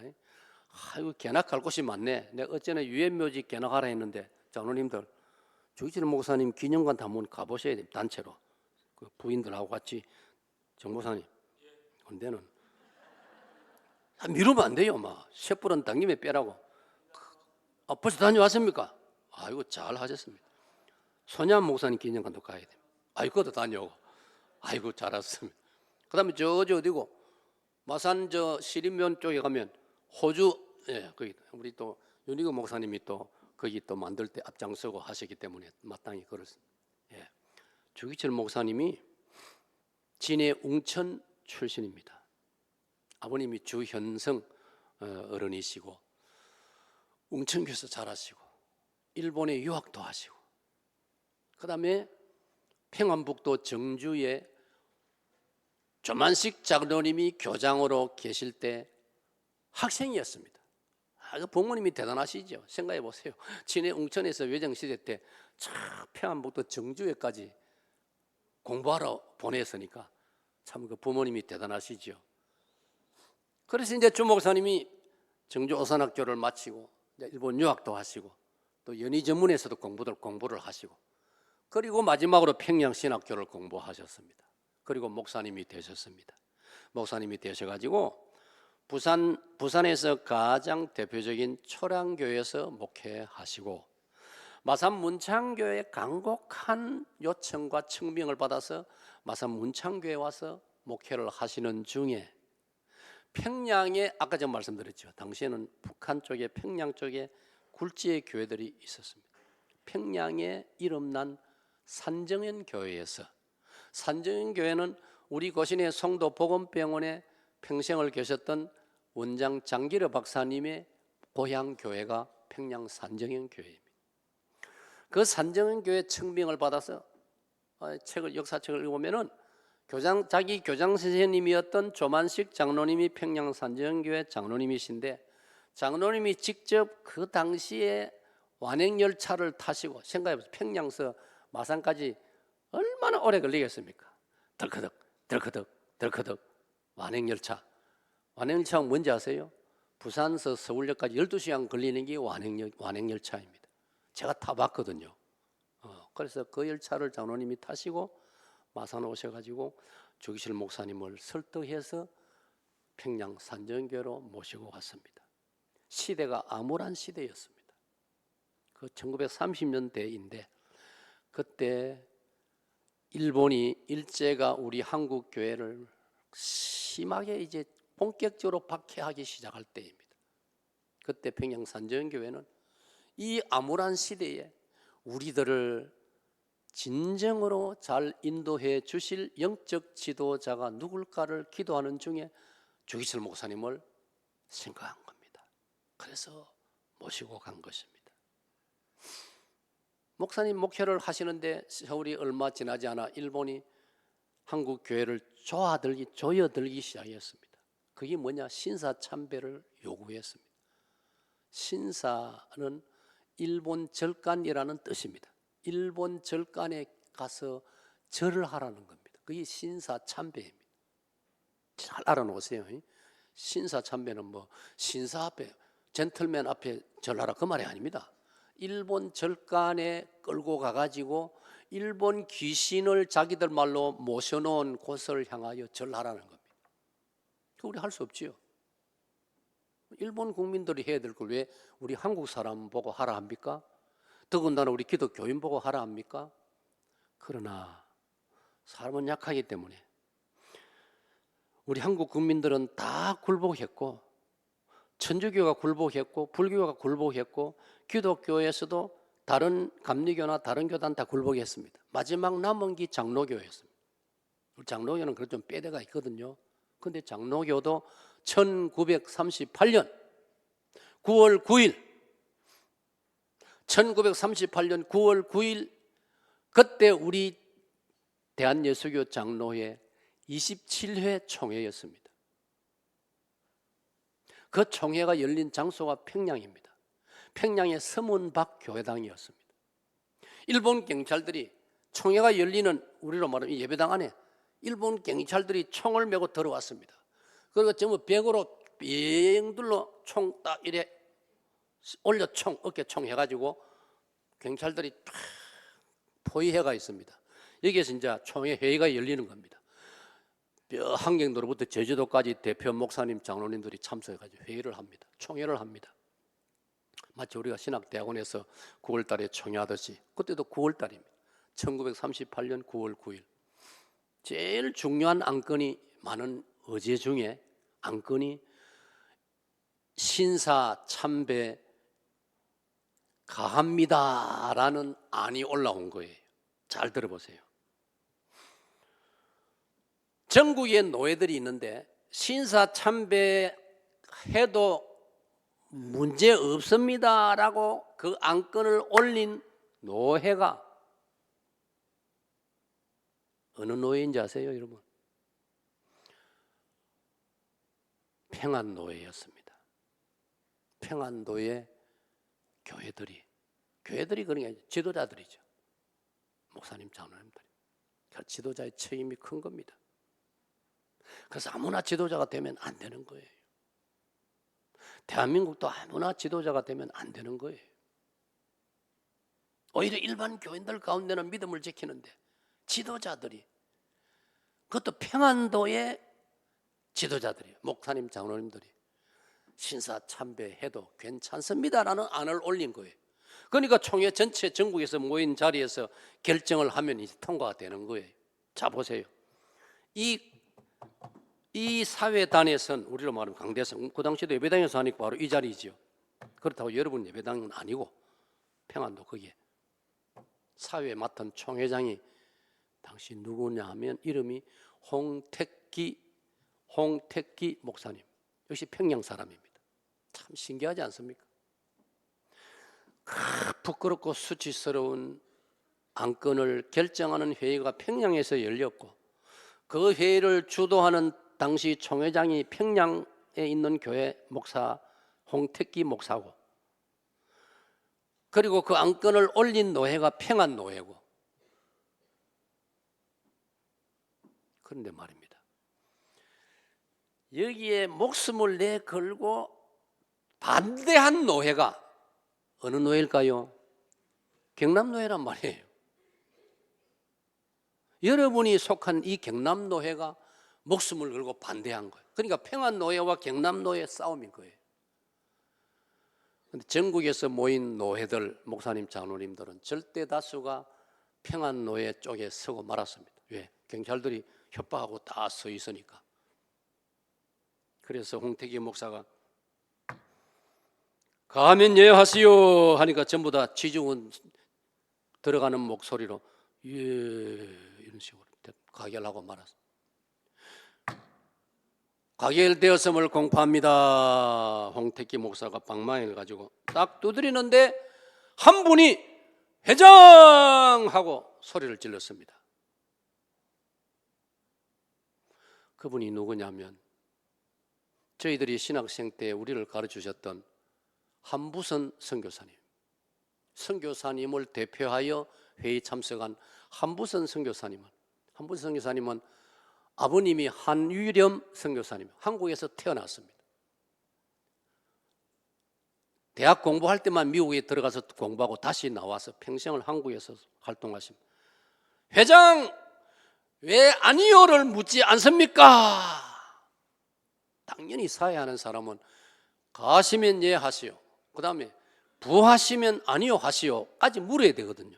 그래야 이 회의가 정식으로 진행되는 거거든요. 그런데 이 홍택기 총회장이 그 다음 건 안 물고 지나가 버린 거예요. 그러니까 선교사님이 항의한 거예요. 항의하니까 일본 경찰들이 한무선 선교사님을 강제로 끌고 밖으로 나간 거예요. 그 일로 선교사님 추방을 당해서 미국으로 쫓겨가가지고 해방되고 다시 돌아오셨습니다. 그리고 저희들이 신학 공부할 때 우리에게 신학을 가르치신 목사님이 한무선 선교사님. 잘 보세요. 경남도의 출신인 주기철 목사님, 목회는 산정교회 사시지만 경남도의 소속 출신, 그 다음에 함안 칠원교회 출신이신 손영원 목사님, 부산 다대교회 출신이신 한상동 목사님, 이 세 어른이 앞장서 가지고 아니오라고 강하게 반대하면서 다 감옥으로 들어갔습니다. 안건은 통과되고. 그래서 세 분 목사님은 5년에서 7년을 평양에서 감옥 생활을 했습니다, 여러분. 저는 그 사실만 해도요, 정말 그 어른들을 존경하지 않을 수 없어요. 생각해 보세요. 우리는 7일만 감옥에 잡아 넣어놔뒀지만 못 살겠다고 아우성일 건데 7년을 감옥살이 했어요. 평양이 얼마나 겨울에 춥습니까? 한상동 목사님에 대한 책, 심근식 목사님이 지은 책을 읽어보면요, 겨울에 그 평양 감옥이 얼마나 추운지 정말 고통스러워. 그렇게 믿음을 지켰습니다. 그런데 문제는 주기철 목사님이 감옥에 갇혔는데 평양 일본인들이 경찰을 다 장악했으니까 일본 경찰서장이 왜 평양 산정인 교회는 목회도 안 하고 있는 주기철 목사 가족들에게 생활비를 지급하느냐, 지급하지 말라. 여러분, 이게 박해받는 시대의 그 박해의 현장들입니다. 그런데 평양 산정교회는 당연히 목사님이 믿음을 지키려고 하다가 감옥에 갇혔으니까 가족들에게 목사님 사례는 당연히 그대로 지급을 했습니다. 경찰서장이 협박을 해도 지급했습니다. 드디어 평양경찰서에서 책임 장로를 한 분 잡아갔습니다. 그 장로님 이름이 유계준 장로님입니다. 장로님이 평양경찰서장 앞으로 끌려갔습니다. 서장이 호통을 칩니다. 왜 지급하지 말라고 했는데 산정교회는 주기철 목사 가족에게 그렇게 하느냐? 그때 유계준 장로님이 기도하고 이런 답변을 했습니다. 잘 들어보세요. 서장님, 일단 공적인 자리니까 서장님, 저는 그 구절을 읽으면서 감동이 되었어요. 스승이 고초를 겪을 때 그 스승을 외면하는 것이 일본 나라의 도덕입니까? 이렇게 물었습니다. 그런데 그 책에 보니까요, 평양경찰서장, 당시 우리나라는 서울경찰서장, 그 다음 서열 2번이 평양경찰서장입니다. 북쪽을 다 책임지니까. 그 다음에 대구, 부산, 광주 이렇게 나가겠지요. 그러니까 평양경찰서장은 일본 동경 제대를 놓은 아주 인테리 경찰서장이었다고 합니다. 말 알아듣는 사람이죠. 유계준 장로님한테 그 질문을 받고 나니까 자기 할 말이 없죠. 그래, 우리 일본은 스승이 어려움을 당해도 모른 척하는 나라다, 이래 답할 수 없지 않습니까? 답을 못하고 의자를 다른 데 쳐다보면서 한참 있다가 돌아가시오 그랬다는 겁니다. 그 뒤부터는 묵인을 했다는 겁니다. 모른 척했다 이 말. 많은 예를 들 수 있지만 주기철 목사님 곁에 그런 분이 계셨습니다. 그런 장로님이 계셨습니다. 제가 호기심이 생겨가지고 유계준 장로님을 제가 추적을 해보았습니다. 유계준 장로님에게 자녀가 7남매인지 8남매가 있었는데 놀라운 것은요, 그 자녀들이 해방되면서 이런 시기에 미국으로 영국으로 독일로 유학을 가고 그 8남매가 전부 그 당시에 정말 따기 어려운 박사학위를 다 받았더라고요. 그 아들들 중에 한 분이 서울대 총장을 지낸 유기천 박사입니다. 여러분 인터넷에 그 이름을 치면 설명이 나올 겁니다. 유기천, 터기자 하늘천자 유기천 박사, 서울대 총장 지냈어요.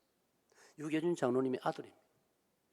그 다음에 두 번째 한 분은 제가 얼굴을 뵌 적이 있는 부산의 부민동에 영락교회가 있습니다. 그 영락교회에 은퇴 의사 장로님이 계십니다. 그 장로님 성함이 유기천 서울대 총장 이름 중간 이름 같은 유기형 장로님입니다. 하나님께서 그 유계준 장로님의 후손들을 놀랍게 인도하시는 것을 제가 읽었습니다. 그 다음에 김철봉 목사 옆에 해놨는데 그거는 또 생략하겠습니다. 할 말은 많지만은 생략하겠습니다. 제 옆에는 저희 사기동교회 물론 소개할 분이 많지만은 오늘 이 예배에 참석하신 한빛교회 엄성우 장로님도 계십니다. 엄성우 장로님이 긴 세월 저를 얼마나 보호해주고 계시는지 모릅니다. 아이고 우리 장로님께서 정은기 목사도 계신답니다. 맞습니다. 정은기 목사님도 제 옆에서 부목사로서 탁월하게 나를 보호해 주었습니다. 나도 열심히 보호해 주었습니다. 이제 내가 은퇴했으니까 또 나를 보호할 차례입니다. 할렐루야. 자, 그 다음 제가 여러분에게 질문합니다. 당신도 베베처럼 목회자에게, 선교사에게 후원자 역할을 해본 적이 있는가? 여러분이 질문합니다. 여러분 지금까지 수십 년 신앙생활 해오시면서 장로로, 집사로, 권사로 교회를 섬겨오면서 목회자에게, 선교사에게 후원자 역할을 해본 적이 있습니까? 많이 있겠지요. 그 다음 내가 구체적으로 질문을 몇 개 만들어 보았습니다. 한번 들어보세요. 적어도 옆에 메모지 적어도 좋습니다. 당신은 어려운 사람을 당신 집에 재워줘 본 적이 있습니까? 정말 오갈 데가 없어져 버린 어떤 사람을 당신 집에 재워줘 본 적이 있습니까? 김 목사는 강원도 철원에서 군생활 할 때, 군목으로 있을 때 내 후임자가 부임하고 내가 이제 한 달 후면 떠나게 되는데 후임자가 이사를 왔어요. 집을 못 구했어요. 강원도 철원 전방에서. 제가 우리 집에서 그 후임자 목사님 부부를 한 달 동안 같이 살았습니다. 정하지요? 그거 아무나 할 수 있습니까? 그런데 기쁘게 보호해 주었습니다. 그 덕분에 그 후배 목사는 평생 저를 보고 뭐라고 부른지 아세요? 형님. 항상 저를 형님이라고 부르요. 저를 가장 고신에서 최고의 목사로 알고 있습니다. 뭐 그런 사랑을 상황이 그래서 내가 도와줬을 뿐인데 그런 사랑은 평생의 아름다운 추억으로 남는 법입니다. 두 번째 질문입니다. 여러분은 선교사를 대접해 본 적이 있습니까? 교회에서 하는 거 말고 개인적으로 한번 대접해 본 적이 있습니까? 세 번째 질문. 여러분은 선교사님에게 혹은 약한 교회 목회자에게 사랑의 봉투를 한번 건네본 적이 있습니까? 여러분은 개인적으로 장학금이나 좋은 기부를 해본 적이 있습니까? 교회 헌금 말고. 그런 질문을 베베를 공부하면서 왜 베베가 바울과 여러 사람을 보여줬다고 하니까 이제 제 이야기를 조금 하겠습니다. 2017년 7년 전이네 벌써 2017년 10월 21일 목요일이었습니다. 오후 1시 15분경 100세 되신 저의 어머님이 소천해서 하나님의 부르심을 받았습니다. 저희 어머님은 100세를 사시고 여러분 몸이 좀 약해도요 하나님이 불러셔야 갑니다. 저희 어머님도 얼마나 일찍부터 하나님 불러가지 않으신다고 목사인 저에게 제가 인사드리러 가면 아들아 하나님이 날 잊어버리셨나 이런 말씀을 자주 했습니다. 그럼 제가 아이고 어머님 하나님이 잊으실 리가 있습니까? 걱정 마세요. 때가 되면 하나님이 빔이 부르시겠습니까? 편하게 계십시오. 그렇게 그 어머님이 그날 아침까지 잡수시고 1시 시어머니에 소천하였습니다. 저도 여러분도 기도 제목이 그리 되면 좋겠습니다. 우리 병원 신세 안 지고 건강하게 살다가 맑은 정신으로 주님 앞에 설 수 있기를 축복합니다. 젊은 사람들 아멘 잘 안 할 거다 아마. 아직은 실감이 안 나기 때문에. 저희 네 번째 질문 한번 들어보세요. 그래 저희 어머님이 이제 세상을 떠나셨는데 저희 어머님이 후손을 얼마나 많이 두셨느냐. 어머님께서 숨지시는 그날까지 두신 후손이 104명입니다. 놀랐습니다. 내일 장례식이면 오늘 밤에 우리 제 아들을 비롯해서 우리 조카들이 큰 그 모조지 그 장례식장 가면은 그 식탁 보고 덮는 큰 모조지 그걸 펴놓고 가계도를 다 그렸습니다. 모든 후손들이 104명이었습니다. 놀라운 축복이죠. 그러다 보니까 참 문상객도 많고 그랬습니다. 장례를 다 마치고 이제 정리를 다 하고 제 어머님이 저 형제가 8남매입니다. 8남매 다 모인 자리에서 제가 기도하는 중에 생각이 감동이 있어서 형제들에게 제안을 했습니다.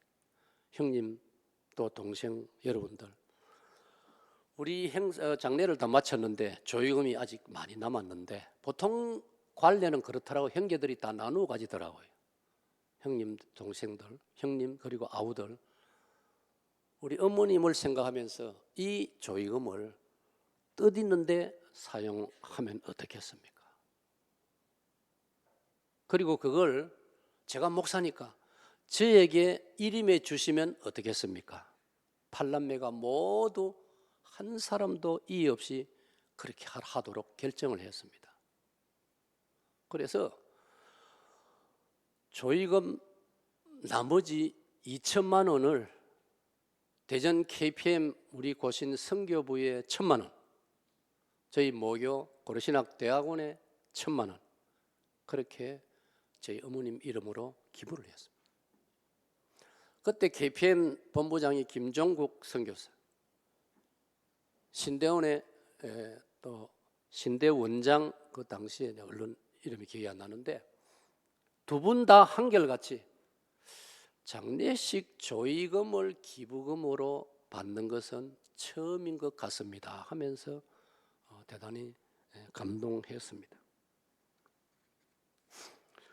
이 베베 자매를 보면서 이런 소감을 가지게 되었습니다.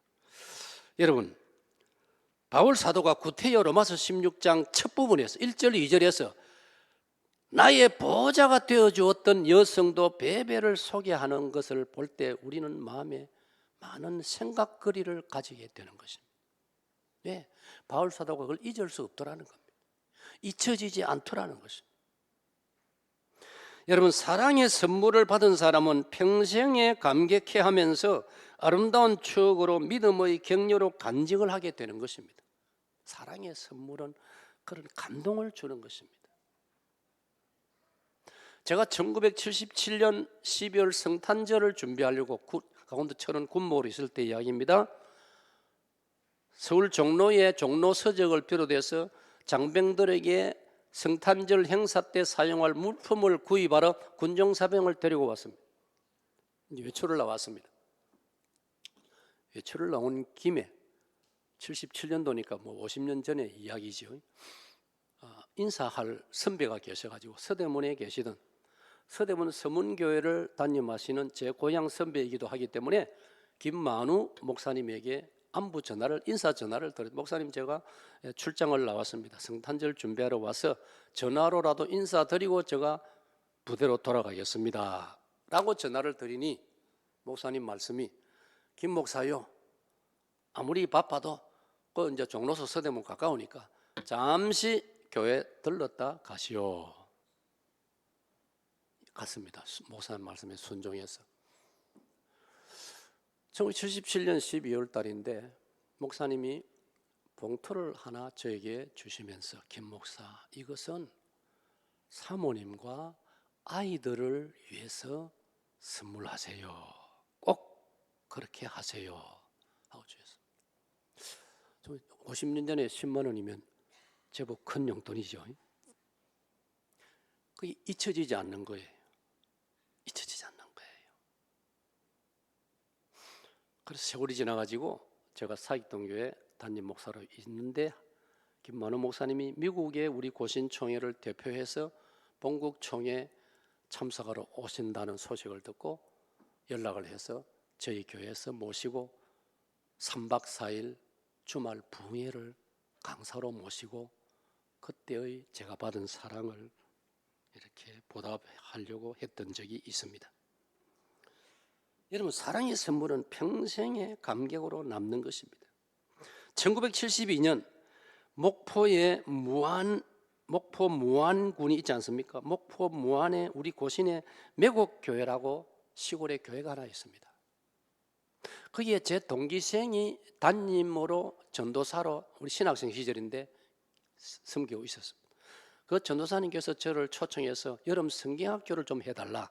그래서 여름 성경학교 강사로 이제 가서 해주었습니다.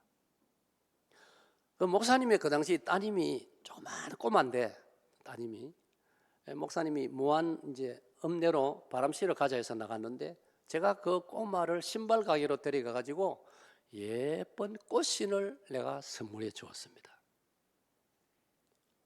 50년이 지났습니다. 그 아이가 그때 5살이라면 지금 55세 아니겠습니까?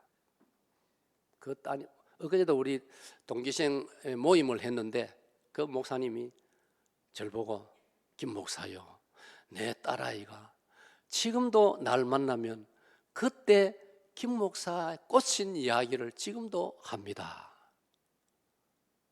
얼마나 마음에 흐뭇한, 그걸 그 아이가 50년이 지나도 기억을 하고 있다는 그 이야기가 가슴에 뭉클했습니다. 자, 넘겨보세요. 이제 시간이 제가 생각한 시간이 됐는데요. 잠깐 한번 봅시다. 너희는 그리스도 예수 안에서 나의 동력자들인 브리스가와 아굴라에게 문안하라. 그들은 내 목숨을 위해 자기들의 목이라도 목까지도 내놓았나니 나뿐 아니라 이방인의 모든 교회도 그들에게 감사하느니라. 또 저의 집에 있는 교회도 문안하라. 내가 사랑하는 에베네도에게 문안하라. 그는 아시아에서 그리스도께 처음 맺은 열매니라. 로마 출신의 아굴라와 브리스길라 부부가 있습니다, 여러분. 이 부부는 어떤 사람이냐? 바울 사도에게 신실한 동력자였습니다. Faithful comrade, faithful fellow worker. 신실한 동력자. 오늘 여러분 교회 장로님들, 집사님, 권사님들 모두 목사님에게, 담임 목사님에게, 그리고 서로에게 믿을 수 있는 faithful, 신실한 동력자로 살아가시기를 축원합니다. 이 부부는 바울 사도를 위해서라면 목숨까지 내놓을 각오가 되어 있던 부부였습니다. 여러분은 무엇을 내놓아 보았습니까? 베세다 소녀는 자기 도시락을 내놓았습니다. 어린 나이임에도 그 도시락 얼마나 소중합니까? 어린 아이에게는. 그걸 주님 앞에 기꺼이 내놓았습니다. 소년 다윗은 사무엘상 17장에서 골리앗이 하나님을 무시하고 이스라엘을 욕할 때 소년 다윗은 자기 목숨 겁내지 않고 골리앗과 맞서지 않았습니까? 자기 목을 내놓은 겁니다. 저는 아굴라 부부를 생각할 때 제 마음의 소감은 참 감사하다, 고맙다, 너무나 아름다운 부부로구나. 여러분, 성산한빛교회 아굴라와 브리스길라 부부와 같은 고맙고 아름다운 부부가 많아지기를 축복합니다. 그리고 이 부부는 자기의 집을, 초대교회 예배당도 제대로 없던 시절이니까 자기의 집을, 공간을 성도들을 위해서 기꺼이 내놓았습니다. 자신의 집을, 공간을 복음을 위해서 제공하는 것은 쉬운 일이 아닙니다. 그러나 성경에는 그런 성도들이 있습니다. 마가복음을 기록한 마가는 예루살렘에 이 집은 좀 부자였거든요. 예루살렘의 그 넓은 다락방을 120명이나 들어갈 수 있는 다락방을 기꺼이 예배 장소로 내놓았지 않습니까?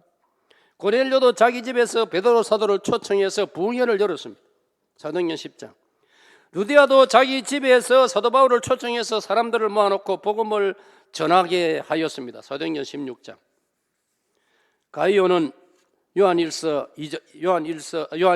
읽으면 23절에 가이오도 그런 사람이었습니다. 오늘 본문 로마 16장 23절에도 가이오라는 일반 공직에 있는 사람에도 불구하고 그는 자기의 집을 개방하여서 하나님 나라를 위해서 기꺼이 내놓았습니다.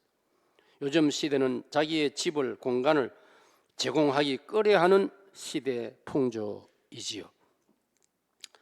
그 다음에 너희를 위하여 많이 수고한 마리아, 드루베나, 드루보사 많이 수고했다고 했습니다. 교회를 위하여 많이 수고하는 성도들, 그들은 이름이 아름답습니다. 이들은 많이 수고하되, 그 다음에 묶음표 다 같이 시작. 자원해서 즐겁게 감사함으로 한다. 사랑하는 여러분, 많이 수고하되 자원해서 즐겁게 감사함으로 할 때 하나님께서 기뻐 받으시는 줄로 믿습니다. 복음을 위해 맡은 사명 미션, 복음을 위해서 맡은 사명을 위해 힘에 지나도록 수고해 본 적이 있습니까? 엘리야는 힘에 지나도록 수고하다가 그만 요즘 말로 말하면 과로사로 세상 떠날 뻔했습니다. 열왕기상 19장 4절에는 바울 사도 고린도서 11장 읽으면 너무나 과로해가지고 자기 몸이 만신창이가 되었다라고 기록되어 있지 않습니까? 그 다음 밑에 보세요. 많이 수고하되 시작. 많이 수고하되 반드시 덕을 세우자. 많이 수고하되 덕을 세우자. 온 성도들에게 덕이 되고 온 성도들에게 은혜가 되도록 많이 수고하시기를 축복합니다. 축복합니다. 자, 그 다음 넘깁니다. 16, 13절. 주 안에서 택하심을 루프와 그의 어머니에게 문하라. 그의 어머니는 곧 내 어머니니라. 그의 어머니는 곧 내 어머니니라는 말씀, 마가복음 15장 21절하고 연결이 되거든요. 거기 보면은 이 가정의 가장은 구레네 시몬입니다. 구레네 시몬은 유태인 이스라엘 사람인데도 북아프리카에 거주했습니다. 6월절이 되면은 이스라엘 사람에게는 가장 큰 명절이기 때문에 예루살렘을 이 가장되는 구레네 시몬도 예루살렘을 방문했습니다. 예루살렘을 방문하는 중에 골고다로 향하여 무거운 십자가를 지고 가시던 예수님을 만나게 됩니다. 성경은 많은 설명이 없지만은 십자가 사건으로 말미암아 이 구레네 시몬이 그 행사를 지휘하는 백부장에 의해서 구레네 시몬이 예수님 십자가를 대신 좀 짊어지게 됩니다. 예수님이 쓰러지고 십자가를 못 지니까 힘이 너무 붙여가지고, 그래서 인연이 돼가지고 구레네 시몬이 기독교 신자가 되었다라고 성경은 소개하고 있습니다. 그리고 구레네 시몬의 아내였던 이 루포의 아들 이름이 루포입니다. 루포의 어머니는 많은 신자들에게 어머니가 되어 주었습니다. 많은 신자들에게 어머니가 되어 주었습니다. 오늘 성산한빛교회 여성도 여러분, 적어도 연세가 50 이상 넘어가고 예를 들면 여성도 여러분들은 여러분 가정에 여러분 자녀들의 어머니만 되지 마시고 성산한빛교회 성도들의 어머니가 되어 주시기를 축복합니다. 그 다음 보세요. 교회는 영적 어머니, 영적 아버지, 형제, 자매, 친구를 필요로 하는 지체들이 많다. 혼자 출석하는 주일학생, 청소년들 있지 않습니까? 누가 그들의 어머니로 나설 것인가? 영적 어머니가 많은 교회는 행복하다. 그 밑에 1960년대에 제가 청소년 시절에 10년간 넘치는 사랑을, 그 사람이 아니고 사랑입니다, 넘치는 사랑을 부어준 저의 고향 교회를 저는 잊지 못하고 있습니다. 그 다음 보세요. 16절 말씀, 16절에 보면 서로 무난하라 라고 되어 있습니다. 자, 다 같이요. 서로 무난하라. 좌우로 인사합시다. 서로 무난합시다. 그 말은 서로 안부를 자주 나눕시다 그 뜻입니다. 좋습니다. 잘하셨습니다. 그 다음 보세요. 친절함, 친밀함, 우애. 얼마나 좋은 단어입니다. 제가 어떤 책을 읽으니까요, 영어에서 가장 이 미국이나 영국 영어 쓰는 나라 사람들이 좋아하는 단어가 친밀함이라고 합니다. 친밀함.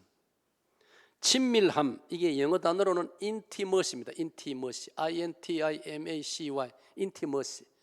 이걸 그 사람들은 아주 좋아한다. 이 단어가 너무 좋다는 겁니다. 친밀함, 친절함. 자, 제가 이 세 단어를 여러분께 소개했습니다. 참 편안하고 포근함을 준다. 성도는 영적 가족, 스피리추얼 패밀리. 성도는 영적 가족이므로 육체 가족 이상으로 형제 자매다. 아멘. 갈라디아 6장 10절 믿음의 가정들에게 더 잘하라고 했습니다. 한 피 받아 한 몸 이룬 형제여 친구들이요. 반갑게 적극적으로 안부를 나누되 덮어주고 안아주고 살려주자. 자, 그 인용편에 다 같이 시작. 시작. 덮어주고 시작. 여러분도 이렇게 하도록 노력하시기를 축복합니다. 축복합니다. 그 다음 밑에 질문 보세요. 교회 안에는 고독사가 없을까? 여러분, 일본에는요, 사람들에게 눈에도 드러나지 않고 혼자서 쓸쓸히 죽어가는 사람이 일본에는 1년에 수만 명 이상, 수십만 명이 된다고 합니다. 우리 한국도 닮아간다고 합니다. 그렇지 않습니까, 여러분?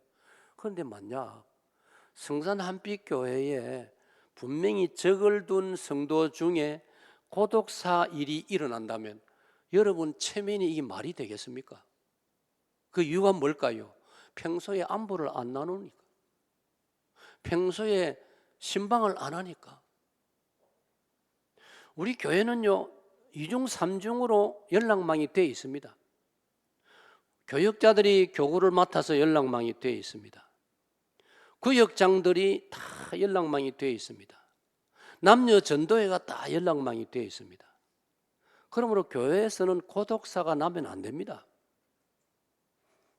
계속 적절한 그 시간에 날짜마다 한 번씩 돌아봐야 됩니다. 어려움에 처해 있는 사람이 있으면. 그래서 제가 묵상하는 중에 이걸 꼭 다루고 싶었습니다. 교회 안에서는 고독사가 일어나면 안 됩니다. 사람 본 지가 한 달이 넘어가고, 성산 한빛교회 성도 본 지가 2달이 넘어가고,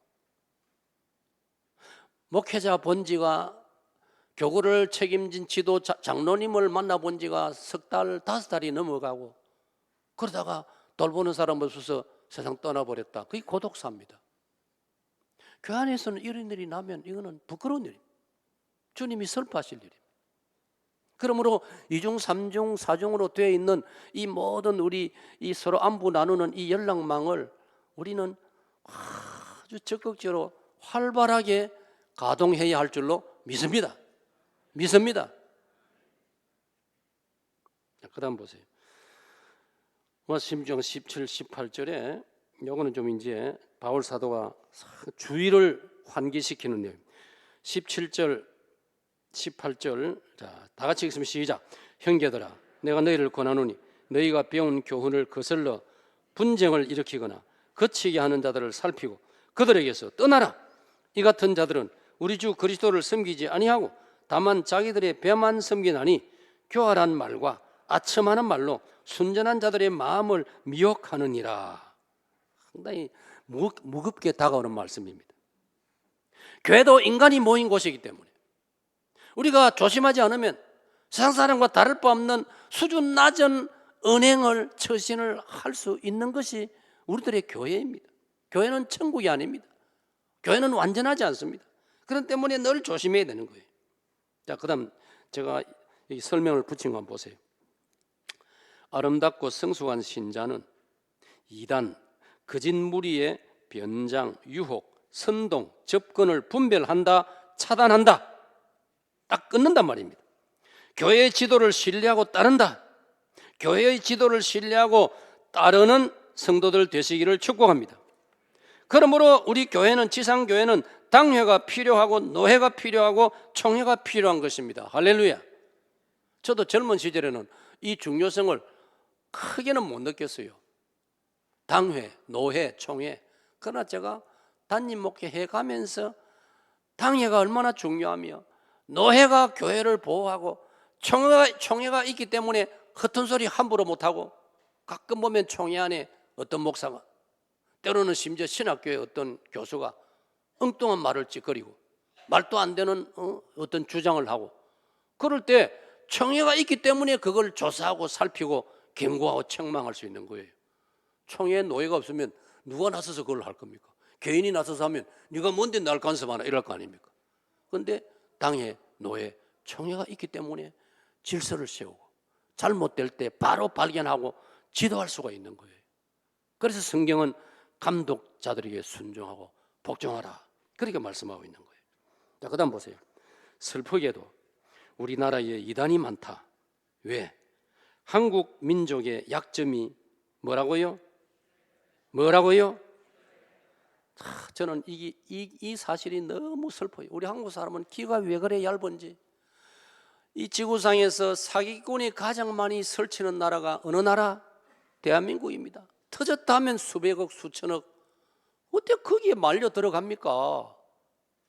이것만 알면 거기 안 말려 들어갑니다. 뭐만 알면 받합시다. 세상에, 좀 큰 소리로, 그래야 이 강사가 힘이 나죠. 세상에 공짜는 없다. 맞지요?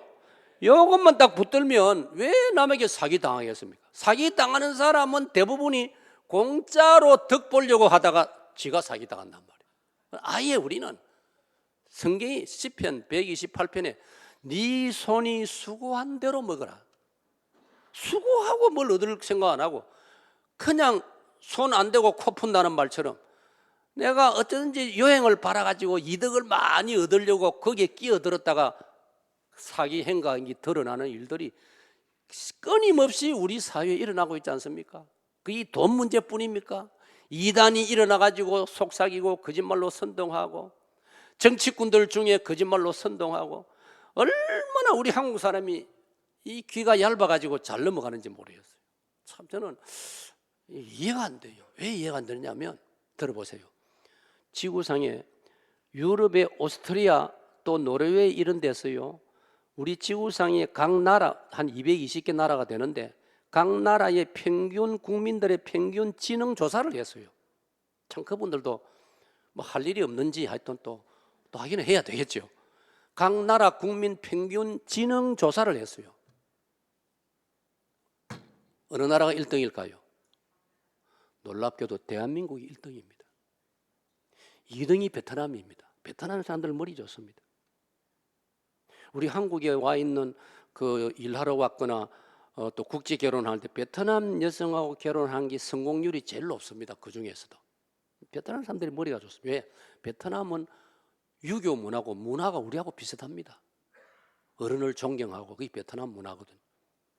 우리나라가 IQ가 세계에서 1등이라니까요. 놀랍지요? 그런데 왜 사기꾼이 이리 많습니까? 귀가 얇기 때문입니다. 귀가 얇아서. 이단이 왜 많습니까? 귀가 얇기 때문에. 잘 보세요. 이단을 박태선, 문선명, 요즘 그 얄궂은 그 이만희 그런 인간들, 이단을 따르는 사람들의 75%가 교회 다니던 사람입니다. 이 말이 됩니까? 저는 새벽기도 때 그렇게 기도했습니다. 현역으로 목회할 때 주여, 부족하지만 이 김 목사가 목회하는 사직동교회 교인 가운데 시시한 이단을 따라가는 사람 한 사람도 없게 해주시옵소서. 제 자신 자부심을 가지고 김 목사가 목회하는 사직동교회 그래 이단을 따라가는 교인이 생겼다. 얼마나 창피하고 기분 나쁜 일입니까? 내 힘으로 다 안 되니까 하나님께 기도.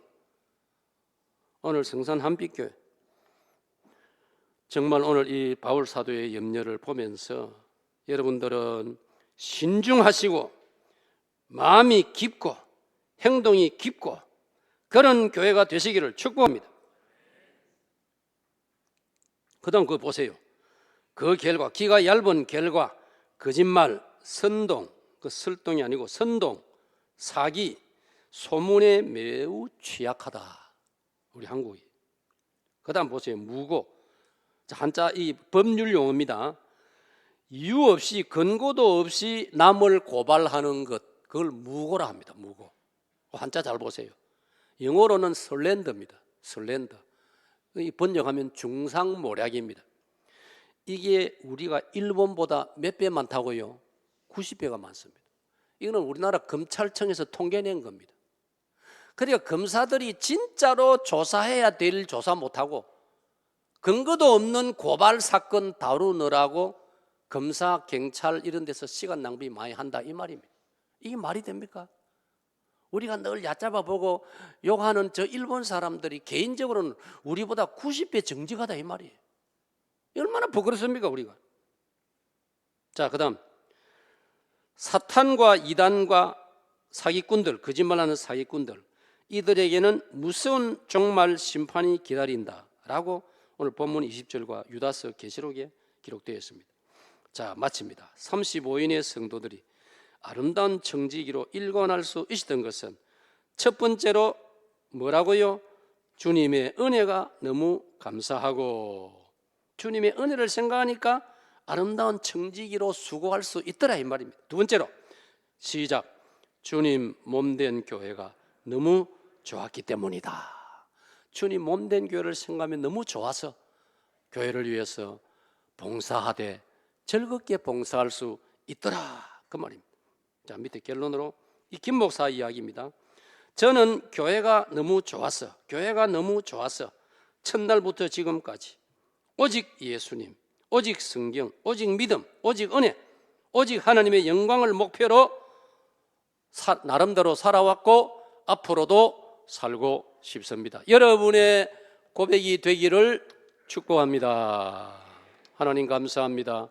오늘 로마 16장을 가지고 성경 공부하였습니다. 성산한빛교회가 오늘